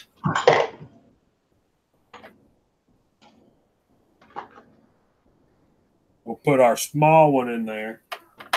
Large one out in here. Now this can be aggravating right here because you have to pull down on this at the same time you're putting your number one size shell holder in there.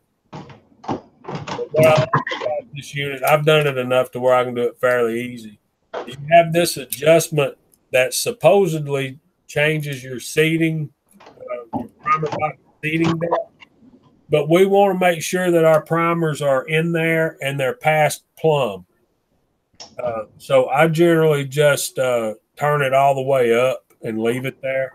So now, how many thousandths does that adjust off that from min to max? Have you ever tried to measure that? No, sir, I haven't. And I'll show you what I do. That doesn't matter to me, and the reason why I want to make sure that primer pocket, the sides of that pocket are all the way down in the primer, or down the primer is all the way down in the primer pocket, because that's going to cause you to have misfires and stuff. Because when that hammer hits the primer, the first time it may be finishing seating the primer rather than crushing that anvil and setting off that case. Have you ever had that issue? Okay. Okay. On your primers, a rifle, the priming cup for your rifle primers is thicker than pistols, and that's because so much more internal pressure. A pistol primer, you would probably blow that cup out. You probably would. And your rifle has so much more inertia coming off that firing pin. So, because a pistol has so much less inertia, force against that primer, I would say, I haven't done a lot of that, but logically, for your handgun, it's not going to make too much difference, especially high volume. Seat it all the way down, okay? Because it needs to be very firm, because you don't have a lot of force coming off that primer, and so by it being all the way seated, you're going to get good impact and it's going to ignite. On a rifle, the idea is you're trying to control the amount of tension set off of the anvil against the primer cup, and you're trying to get, okay, we want, for accuracy, you want this ideal seat depth for your bullet on your rifle, you want ideal cartridge case fit, and now we need uniform internal pressures. So what we're going to do is we're going to seat these primers the same every time, based off of this rifle you're shooting. It has X amount of force hitting the primer. Okay, so ultimately, that's the way I see it, a guy loading for precision, he's going to set that to where those primers are seating to a particular depth where he's getting premium accuracy. Everything's the same. We don't get that with our pistol, but I'm going to say this. Some guys that do bullseye shooting, I would imagine that they get pretty technical with their primers too, because there's a lot of accuracy built into that. But I asked on my area, so I'm just saying that lightly. So for your handgun, I agree with Jamie. Max it out, get a good solid seat depth, and when you can no longer get any more precision based off the load you've worked up, then I suppose you could do that, but I wouldn't. So that's my 2 cents. And another way to check this, guys, that I probably learned from you, High Boy, is maybe fortune cookie. When you seat your primer, you want to make sure it's low. You can rub your finger across there. You can actually feel it dip down below flush. But set it on the counter. Y'all see that? Set it on the counter right there. Put your finger on it. See if it wiggles. If that thing's sticking out past flush, you're going to get some wobble in the case when you set it. I know that's a simple thing, but simple, quick trick, you know. So I'm just priming these up. I'm using Winchester small pistol primers for standard loads, and I like Winchester primers. They've seemed to work better for me than anything else, and I guess we all have our own preferences. I know Nathan over at the Reloading Press, he likes Remington primers lately. A lot of guys will only use CCI, but I just tend to like the Winchesters. They seem to work good for me. And you have a preference, High Boy? Well, I had a GP100 that I sold, okay? And I put a lighter spring in it. But what I found was the only primer it would ignite was a Federal. So that's the softest of the bunch. I tend to buy what's available. Obviously. What I find on a factory handgun, you can pop all the primers. So I kind of go with what's the cheapest. I do. And what I can get when I'm just running a stock load, whatever I'm throwing together, I'll just grab whatever I want. I don't know. It depends on, I got to tell you this. I would select a primer based off of, one, making sure you can strike it. But I'm kind of behind the scenes and I'm kind of slow about it because I work 55 hours a week and I run a channel. But I'm learning off of my Ransom handgun rest. It tells me an awful lot about primers. And there are differences. And I would say the #1 difference in primers is just matching it for accuracy. For those loads you want accurate, but you got to also tie that in with a chronograph. A chronograph is like the rest of the picture. And I'm waiting this when it gets nicer out and I can go out and set my chronograph and my Ransom. I got some loads I'm going to play with. There is a difference in primers I'm learning, and my Ransom rest is certainly telling me that. But that's coming off of a Ransom rest is holding this Revolver perfect. Shooting off hand, it's not going to matter. And as far as like a CCI being better than a Winchester, okay, here's one for you. I believe this. I believe this. Someone says, I shoot this primer because I don't have as many problems with it. Now, hang on. I have a mixture of primers under my bench. What I found is when I have a problem with one, I have a problem with majority, and that's because I'm seeding the primer too much. Okay, we just talked about this. We said that like a rifle, it's gonna hit the primer harder, right? Okay, so this guy looking for accuracy, he's gonna find the sweet spot for accuracy.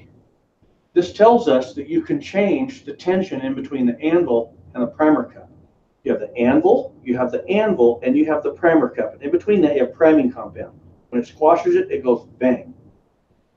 If we can say by changing the seat depth of a primer, we can change the how how firm we are against that compound, we can overseed a primer to where it distorts the cup. You can't see it with your eye, but you distorted it, and now it really can't ignite.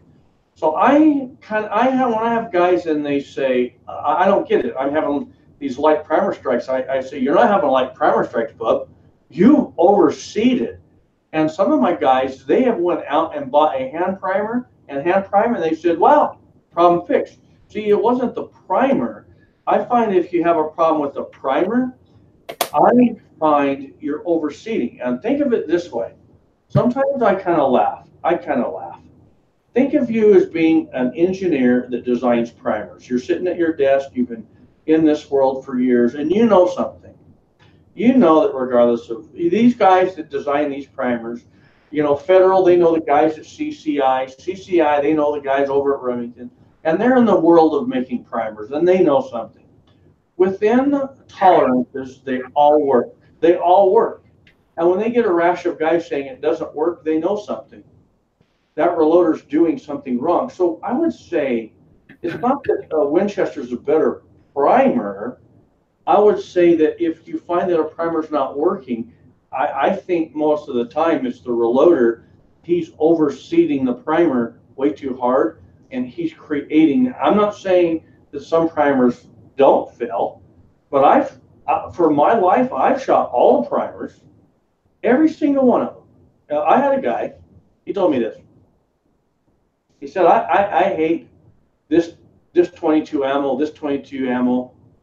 He said, they don't perform in my rifle. This was a long time ago. And I said, I don't have that problem. So I said, well, I'll just take your rifle out and I'll shoot it. I took his rifle. I didn't even take it out. It was so filthy. I cleaned it up. That rifle was shooting through every different brand of 22 ammo I had. I cleaned it up and gave it to him. He said, oh my gosh, I don't know what you did, but it works. I said, you got to clean your gun sometime. And so what that tells us is we can do things outside of the manufacturers that, I mean, it's like this. You can go buy factory ammo, and every once in a while, a primer will fail. But it's not that often. So if you have a primer fail sometimes by CCI, probably going to be primers fail sometimes from Remington. But if you have a bunch fail from CCI, I would question your priming method. There you go. I'll turn it back to you. Long way to go about it, but that's how I see it. And I agree, man. I've had one of the batches I did for my 35 Remington series. I had 2 bad primers out of 25, and they were CCIs.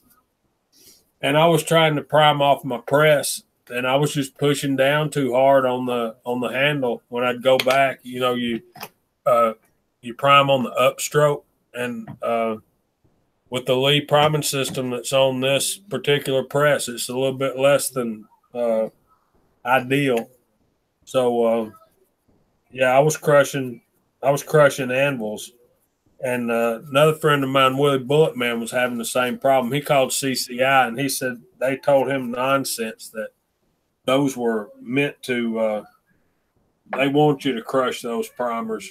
And I'm like, no way, dude. That's what he said. And I don't doubt anything Willie tells me. But, yeah, since I've switched to this Frankfurt Arsenal hand primer, I've had 0 problems with primers setting rounds off. That's just the way it is. You can feel it. You can. Yeah. And I just really like that way better.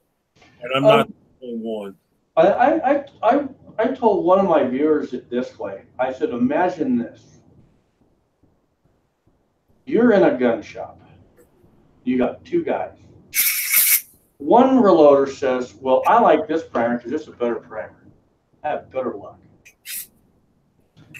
Other guy says, well, I like this primer for this load the best because it provided me the best accuracy. You can tell a very good reloader when they direction their primer based off function and accuracy. But when a reloader says, I don't like that primer because bad luck, I get they're not popping.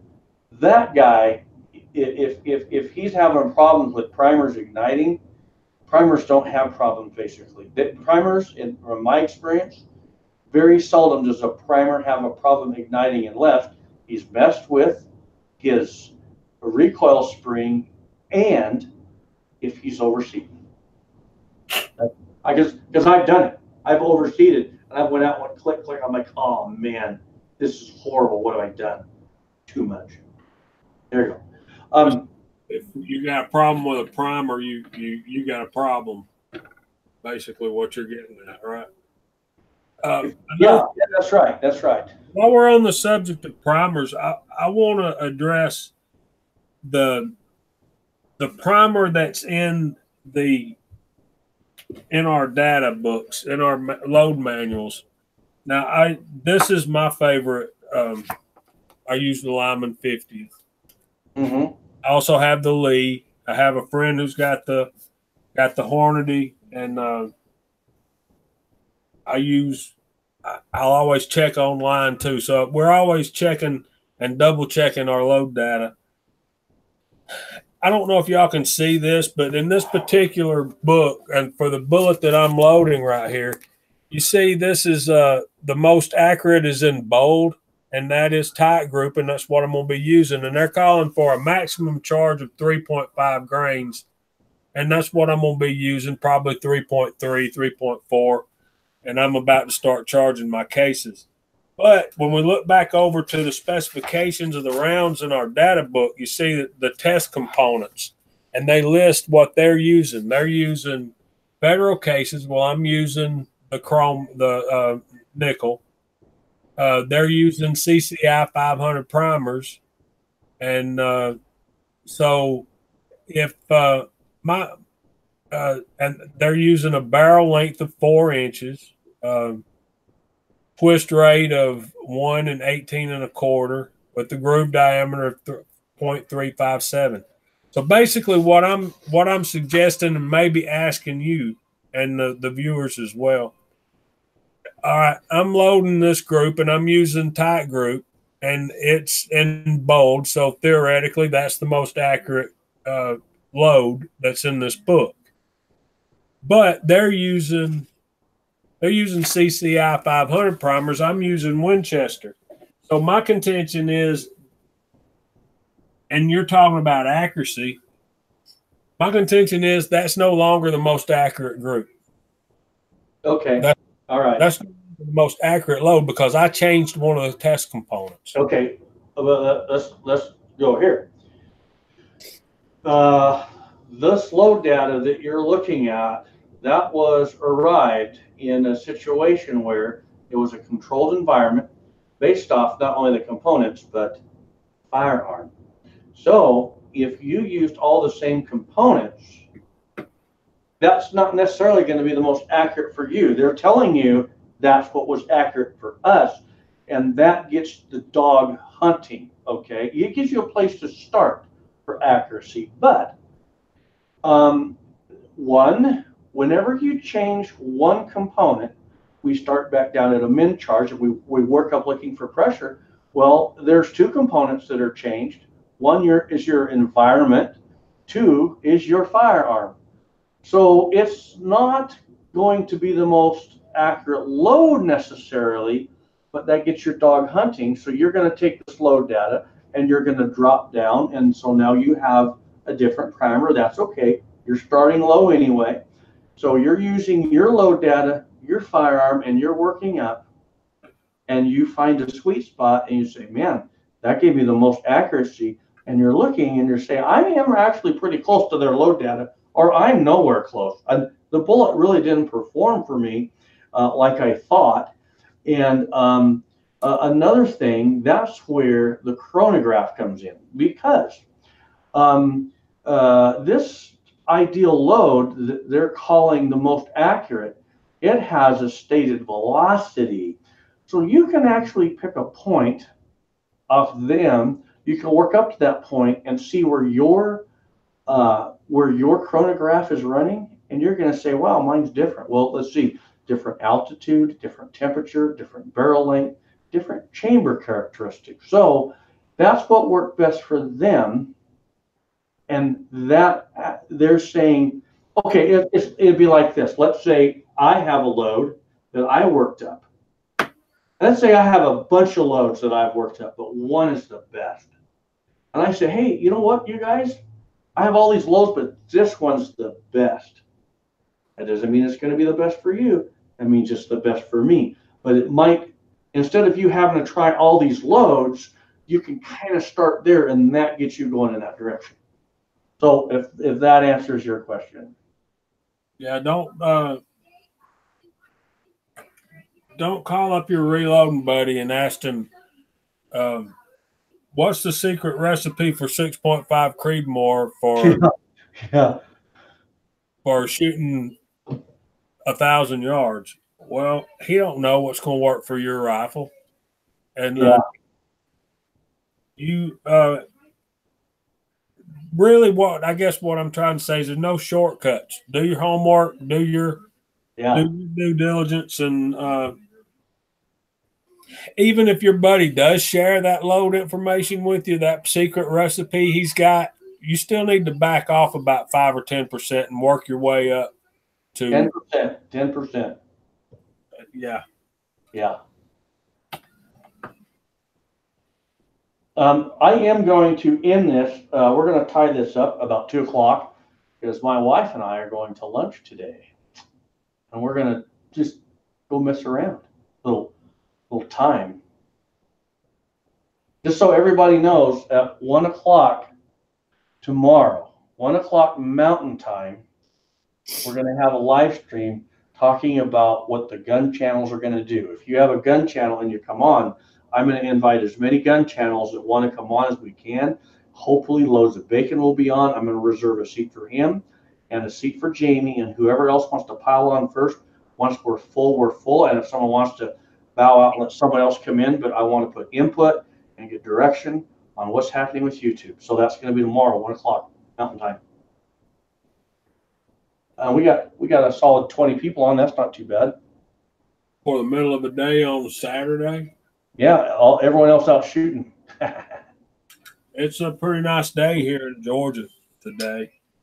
I would like to be out shooting, but I got this cold. I don't really want to get out too much. But Chico, I might call you in a little while, see if you want to meet up at Cabela's. Hi, boy, thanks for having me on and letting me load some for these nice folks. And hopefully I didn't steer anybody down a wrong path. Oh, I think you're spot on. I think you did really good. Very good. Nothing is ever concrete in reloading. I want all of yours to know that I put information out there, but I'm not the, what am I looking for? I'm not the end all of the information. I'm not that guy in correctness. I'm not, and I don't ever want to be. I don't want to ever sound like I know more than someone or I'm more of an authority. I'm just one of the guys that it's just it's how I see it.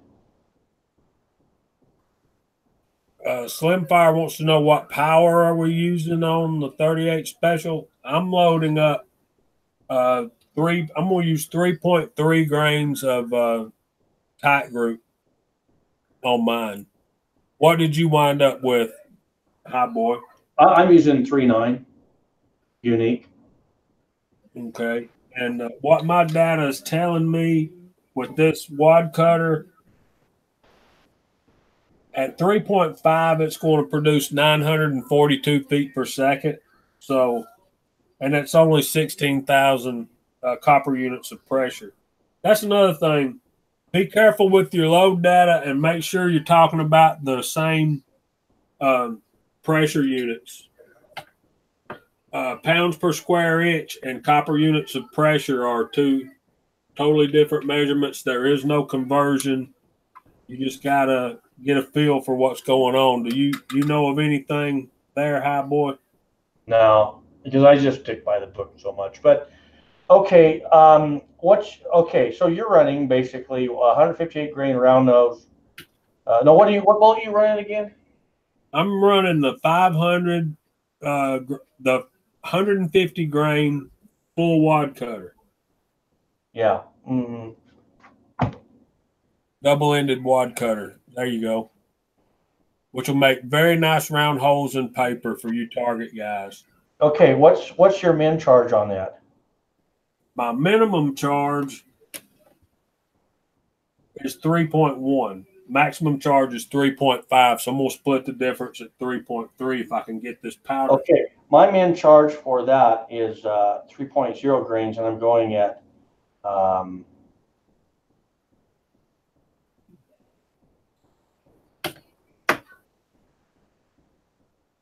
814 feet per second. What's your min charge putting you at for velocity? My min charge, 854. Yeah, we're in the same ballpark. That's gonna be a nice load. That's gonna be a very fun load. Yeah, and I'm gonna be shooting it out of. I have 3 different revolvers. I have a Taurus M605, which is a snub nose, 38 special 357 Magnum. I have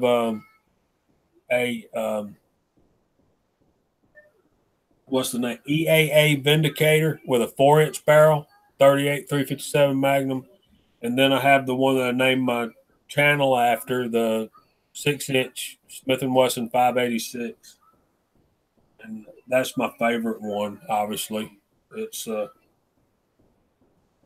very nice shooting pistol. So you're running that Lee Classic cast on the side there? I have the Lee Classic cast turret press right here, just off of. Let me see if I can turn you around a little bit. Can you see it? There you go. Yeah. That's what I use. I've been using it since I started. And one thing that I kind of want to get is I either want the turret T7 turret or the Lyman All-American 8, and probably just bite the bullet and go with the RCBS T7. No, that's not RCBS. That's Redding. Mm-hmm. And I see one right there in the background, just over your right shoulder. Okay. Which one now? The turret stand? Is that what you're talking about? The turret, yeah. Yeah. I'm sorry. I was reading comments. Well, I got half of what you said. But you're talking about my turret stands, huh? No, I was talking about I'm using this Lee turret press, but yeah. I eventually I want to move up to that the Redding T7. Oh, the T7. Oh, yeah, absolutely. Yeah. I would never ever get rid of my T7s. I have 2 of them, and yeah, I think that they're phenomenal presses, without a doubt. I was reading I'm sorry, I was reading a comment. Where is it? Okay, Chico-wise, I'm going to have to check out that Western manual, the Western powders. Does it offer other companies' bullets in it like the Lyman? Yeah. What Western Powders load data is all their powder with multiple selection of bullet brands, and it's a complete. It covers a wide range of bullets and bullet manufacturers. So you got to get the Western Powders load data manual. It's fantastic. I'm gonna show you something out of it. Where did I put them? Oh, here. There you go. You want to know a little bit about what this is about? Okay. I'll give you a teaser. They even have a shot shell stuff. Where's it at? It's in the back. Oh, yeah. Hang on. Keep him entertained there for a minute, buddy. Where's it at? Okay. I'm adjusting my Brassmith powder measure. Guys, 3.3 grains of tight group is not very much at all. And to think it's going to be pushing that 150 grain wad cutter, I mean, that thing looks like a tank, dude. I mean, really, guys, it does. So, and another thing I got to do is I got to look up the seating depth. But yeah, 3.3 grains of tight group is a very small amount. Can y'all see that? You can't see that. I'm going to spill it if I turn it where you. It's just a very little bit of powder. And this Wowoo powder scale keeps turning off on me. So y'all bear with me for a minute. Let me check if there's any other questions. I thought I saw, AR Precision said he wants a Ruger 6-inch and stainless steel in 357. So AR, what kind of what model Ruger are you thinking about? Does the GP 100 come in a 6-inch? I don't think it does. You're talking about a Vaquero, maybe a Black Hawk or a Red Hawk?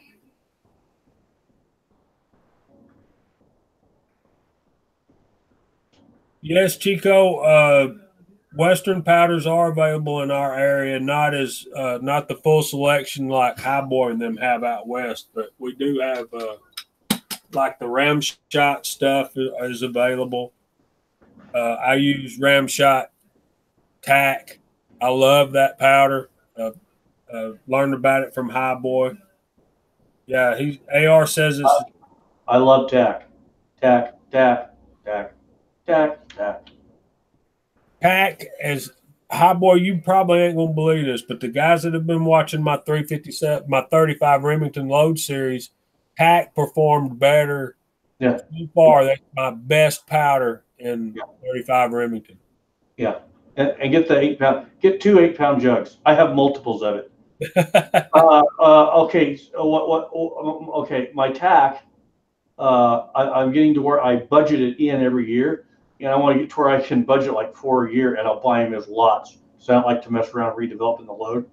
But it is so, I'm okay. Whenever you change a component, you redevelop the load. So if you run a new lot of powder, you want to redevelop it. But I haven't been with my tack where I'm running it. I love it. Okay, so I just say that lightly. If you're not running tack, you need to at least check it out. I want to say 2 things about this Western. Okay, to give you an idea, you got a ton of load data. Okay? But look at this. Removing a stuck case, and it is very detailed. Look at finding twist rate. Very detailed picture. How to mount the barrel in the vise. Look at a detailed picture of the padding around the barrel.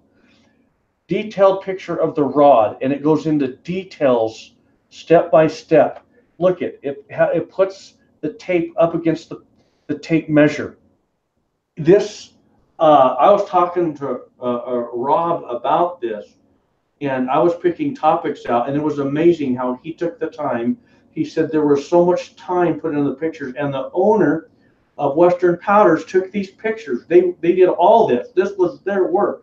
If you order one of these, ask them for their autograph. Shoot them an email, say, if I order this, would the owner of Western Powders and Rob Bear autograph this? They'll do it. I know they will. They did this entire manual, but it's more than load data. It's got a full how-to reloading. It covers shot shells. It gives you close-up pictures, difference between boxer and burden primers. I read every bit of this, and I was thinking, man, if every reloader had this was the hidden gem, they wouldn't need to watch YouTube videos. You could start your own channel with this. That's how good it is. I'm not saying this because I'm trying to promote something that my buddy wrote. I'm just telling you, it's easy reading too. There you go. That's my sales pitch for the day.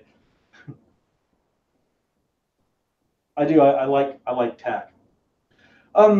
So I gotta tell you guys, got 19 people on. I'm going to ask a question, and Jamie can participate. But if Highboy brought his channel to an end, does everyone want to know how I would have my reloading set up? You guys want to know? If I really didn't have a channel, what would I run for equipment, and how would I have it ran out? Do you want to know? Yeah. I want to see what all the other guys have to say. In a minute, we're going to do a roll call. We'll see who all's on. And then we'll wind this down. This would be a good closure, and we didn't get a completed cartridge. We said we might not, but we did good. A lot of good information in this, Jamie. Thank you very much. Thank you for having me. Yeah, anytime. Really, any weekend that you call me and I'm not doing nothing, you want to do a reloading live stream, well, we can do it. Okay, Joe Rash says yes. Joe Rash is in my neck of the woods. Follow along. I'm going to be getting a bunch of us together to eat, and we're going to live stream it at a restaurant.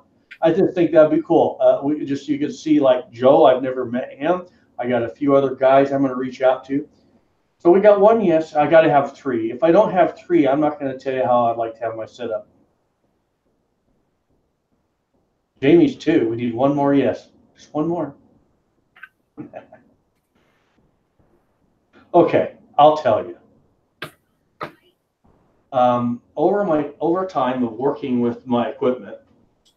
Okay, there's 2 more yeses. With working with all the equipment that I've had the chance to work with, going from Redding, Lee, and Dillon, everything does have a place. At first I was using it. This is where I've arrived. If I didn't have a YouTube channel, I would definitely keep my 2 T7 turrets. That would be for my precision rifles and developing loads for my handguns. I love that. Developing, I have learned with my ransom handgun ref how it really shows me pet loads. That and a chronograph, the best of 2 worlds. So the T7 turrets, very valuable for precision rifle and developing loads for handguns. Also, the T7 turret is ideal for handguns where you don't have high volume, but you want to get it loaded fast. Because the T7 turret, I can put out, I've said I can put out 150 rounds an hour pretty easy. I like to be around, say, 80 to 100 rounds an hour. I got my music on, I got my coffee, and I'm just taking my time. If I want to go 150 rounds, I could do it.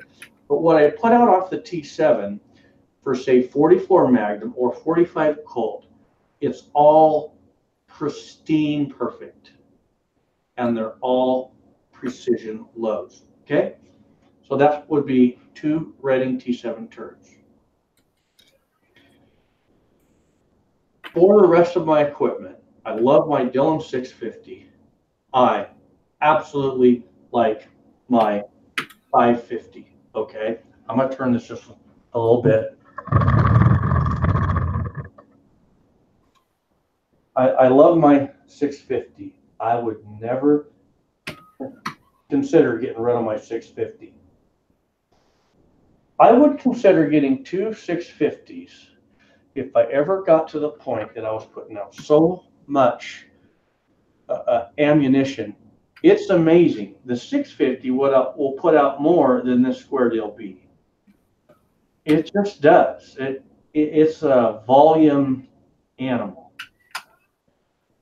But my 650, I'd like to have it set up for my 223. I'd like to have this set up for 308 for an AR. Okay. And then I would like to have multiple of the square deal Bs for 45 auto, 9 mil, and my high volume 38 special. My 357 Magnum, I don't shoot high volume. It's a Magnum. So I can handle all that off of my T7 turret. Same with like, 45 long Colt. If I got into cowboy action shooting, 45 long Colt, I would not go with a 650 or a 550. I would go Dillon square deal B because it will put out more than enough that I would ever want to shoot off that. So the Dillon square deal Bs, they're kind of the key for the high volume handgun calibers where it's not breaking my bank. When my house is paid for, I will get 2 more square deal Bs. I've already decided that. I never plan on cowboy action shooting. So my T7 turret, that'll handle all of the 45 Colt that I ever want to load. So I would say my Redding T7 turret, my Dillon's 650, my Dillon 550, and the Square Dill B. Those would be my main goers. And then I would definitely have to have at least one single stage press for operations like, universal decapping, the mighty armory, swage setup, universal things like that. You always got to have a single stage setup. And that is what I would have. And would I have the Lee? Oh, I don't know. I don't know. But I would have what I just called off. Mm-hmm. There you go. That's what I would have. I'm using this little Lee C press, little lightweight, cheap thing. I think I paid $40 for it. And I've got the Lee classic cast turret press that works well for. I can do low development and turn this thing into like a semi-progressive, and 4 pulls I've got around. I can do about 80 to 100 an hour on that if I've really got it cooking, really got it set up good.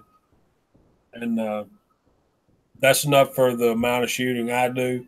I do want to move up to the T7 eventually, and maybe someday I'll do the progressive thing, but probably not. So getting close to your lunchtime, isn't it, brother? You want to start winding this down? Yeah, we'll do that. I want to say one last thing. People will say, why is it hard to get Western Powder's products? Okay, here's why. There are rules of how much powder stores can shelf. Hodgdon Powders, they got a lot of money. It's kind of like Coke and Pepsi when they compete for store shelf space. He with the most money gets it, the most kickback gets it. So there's always that competition. So if you want Western Powders in your area, guess what? Go and tell the managers, I want some Western Powder on those shelves. You guys, let's get Western Powder in here. And so you go to the stores, but if you can't do it that way, Midway USA, they're offering a lot of good deals where they're not always charging hazmat fees and stuff. So if you want to try some Western Powders, that's not a bad way to go. But you know what? When I used to be sportsmen, they would only carry certain powders, and I'd go up and say, why aren't you carrying this powder or that powder? And they would say, well, we just can't get it. And I'd say, no, Cliffs down the street has it. I can go to Cliffs if you want. Next thing I know, okay, yeah, we got it on the shelf now. So just let them know. If you don't want to bring Western Powders on, I'll be glad to go down the road, or I can order it with no hazmat, even though you can't. Tell them that. Say, Midway and Brownells, they're having specials with no hazmat. If you don't want to put Western Powders on here, Jack, I will go elsewhere. But could you order me some Western Powders? Put my name on it, please. Get Western Powders in here, and that's how you do it. I didn't realize that people didn't have Western Powders in all parts of the country, but over this last year and a half, I've learned that. But if you just go and put some pressure and say, look, I'm a customer. If you want me back for all the other stuff in the store, you better get what I'm asking. And you just get it within reason, but I want you to get this for me. And they can do it. So, Mid-South Shooter Supply. There you go. Yeah, there's another one. Yeah. They have a lot of specials about with no hazmat fees. Okay, AR Precision. Okay, AR Precision, I want to tell you this, okay? His XL 650 set up for 223 will be here on Tuesday. Can't wait. If you want to do a live stream on Dillon's, I got mine all set for 223. Let's do it. Okay, I want everyone to I want you to say thank you, Jamie, and I'll call your names out. And we're going to bring this to an end, close it up. Tomorrow, 1 o'clock Mountain Time, there's going to be a huge live stream. Make sure you're here. We're going to talk about what's happening on YouTube. Gun channel's going away. Where are we going to go? how are we going to exist, and how are we going to stay in contact. So, okay, Jamie, thank you. Thank you, man. I invite everybody that's not subbed to my channel, go check me out. I do a lot of 38, 357, 35 Remington, the older stuff. Check us out on Friday nights at 8 o'clock on the Reloaders Press channel for the Georgia Shooters Connection Friday night live stream. And check all of us out on the reloadersnetwork.com. Okay, so we got Chico Wise says, thanks, Jamie. He says, thanks, J586. The Reloading Press. Hey, it's just good that you are here, buddy.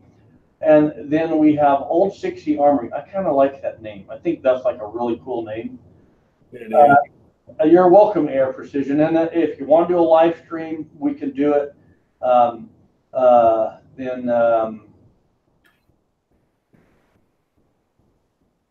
Slimfire 54. We have Joe Rash. Joe, follow along. We're going to try and get a dinner going somewhere. And shoot me a message to Ground Zero Reloading. Would you, Joe? groundzeroloading@gmail.com. I'm going to type it because I want to be able to get a hold of you. You're one of the guys I need.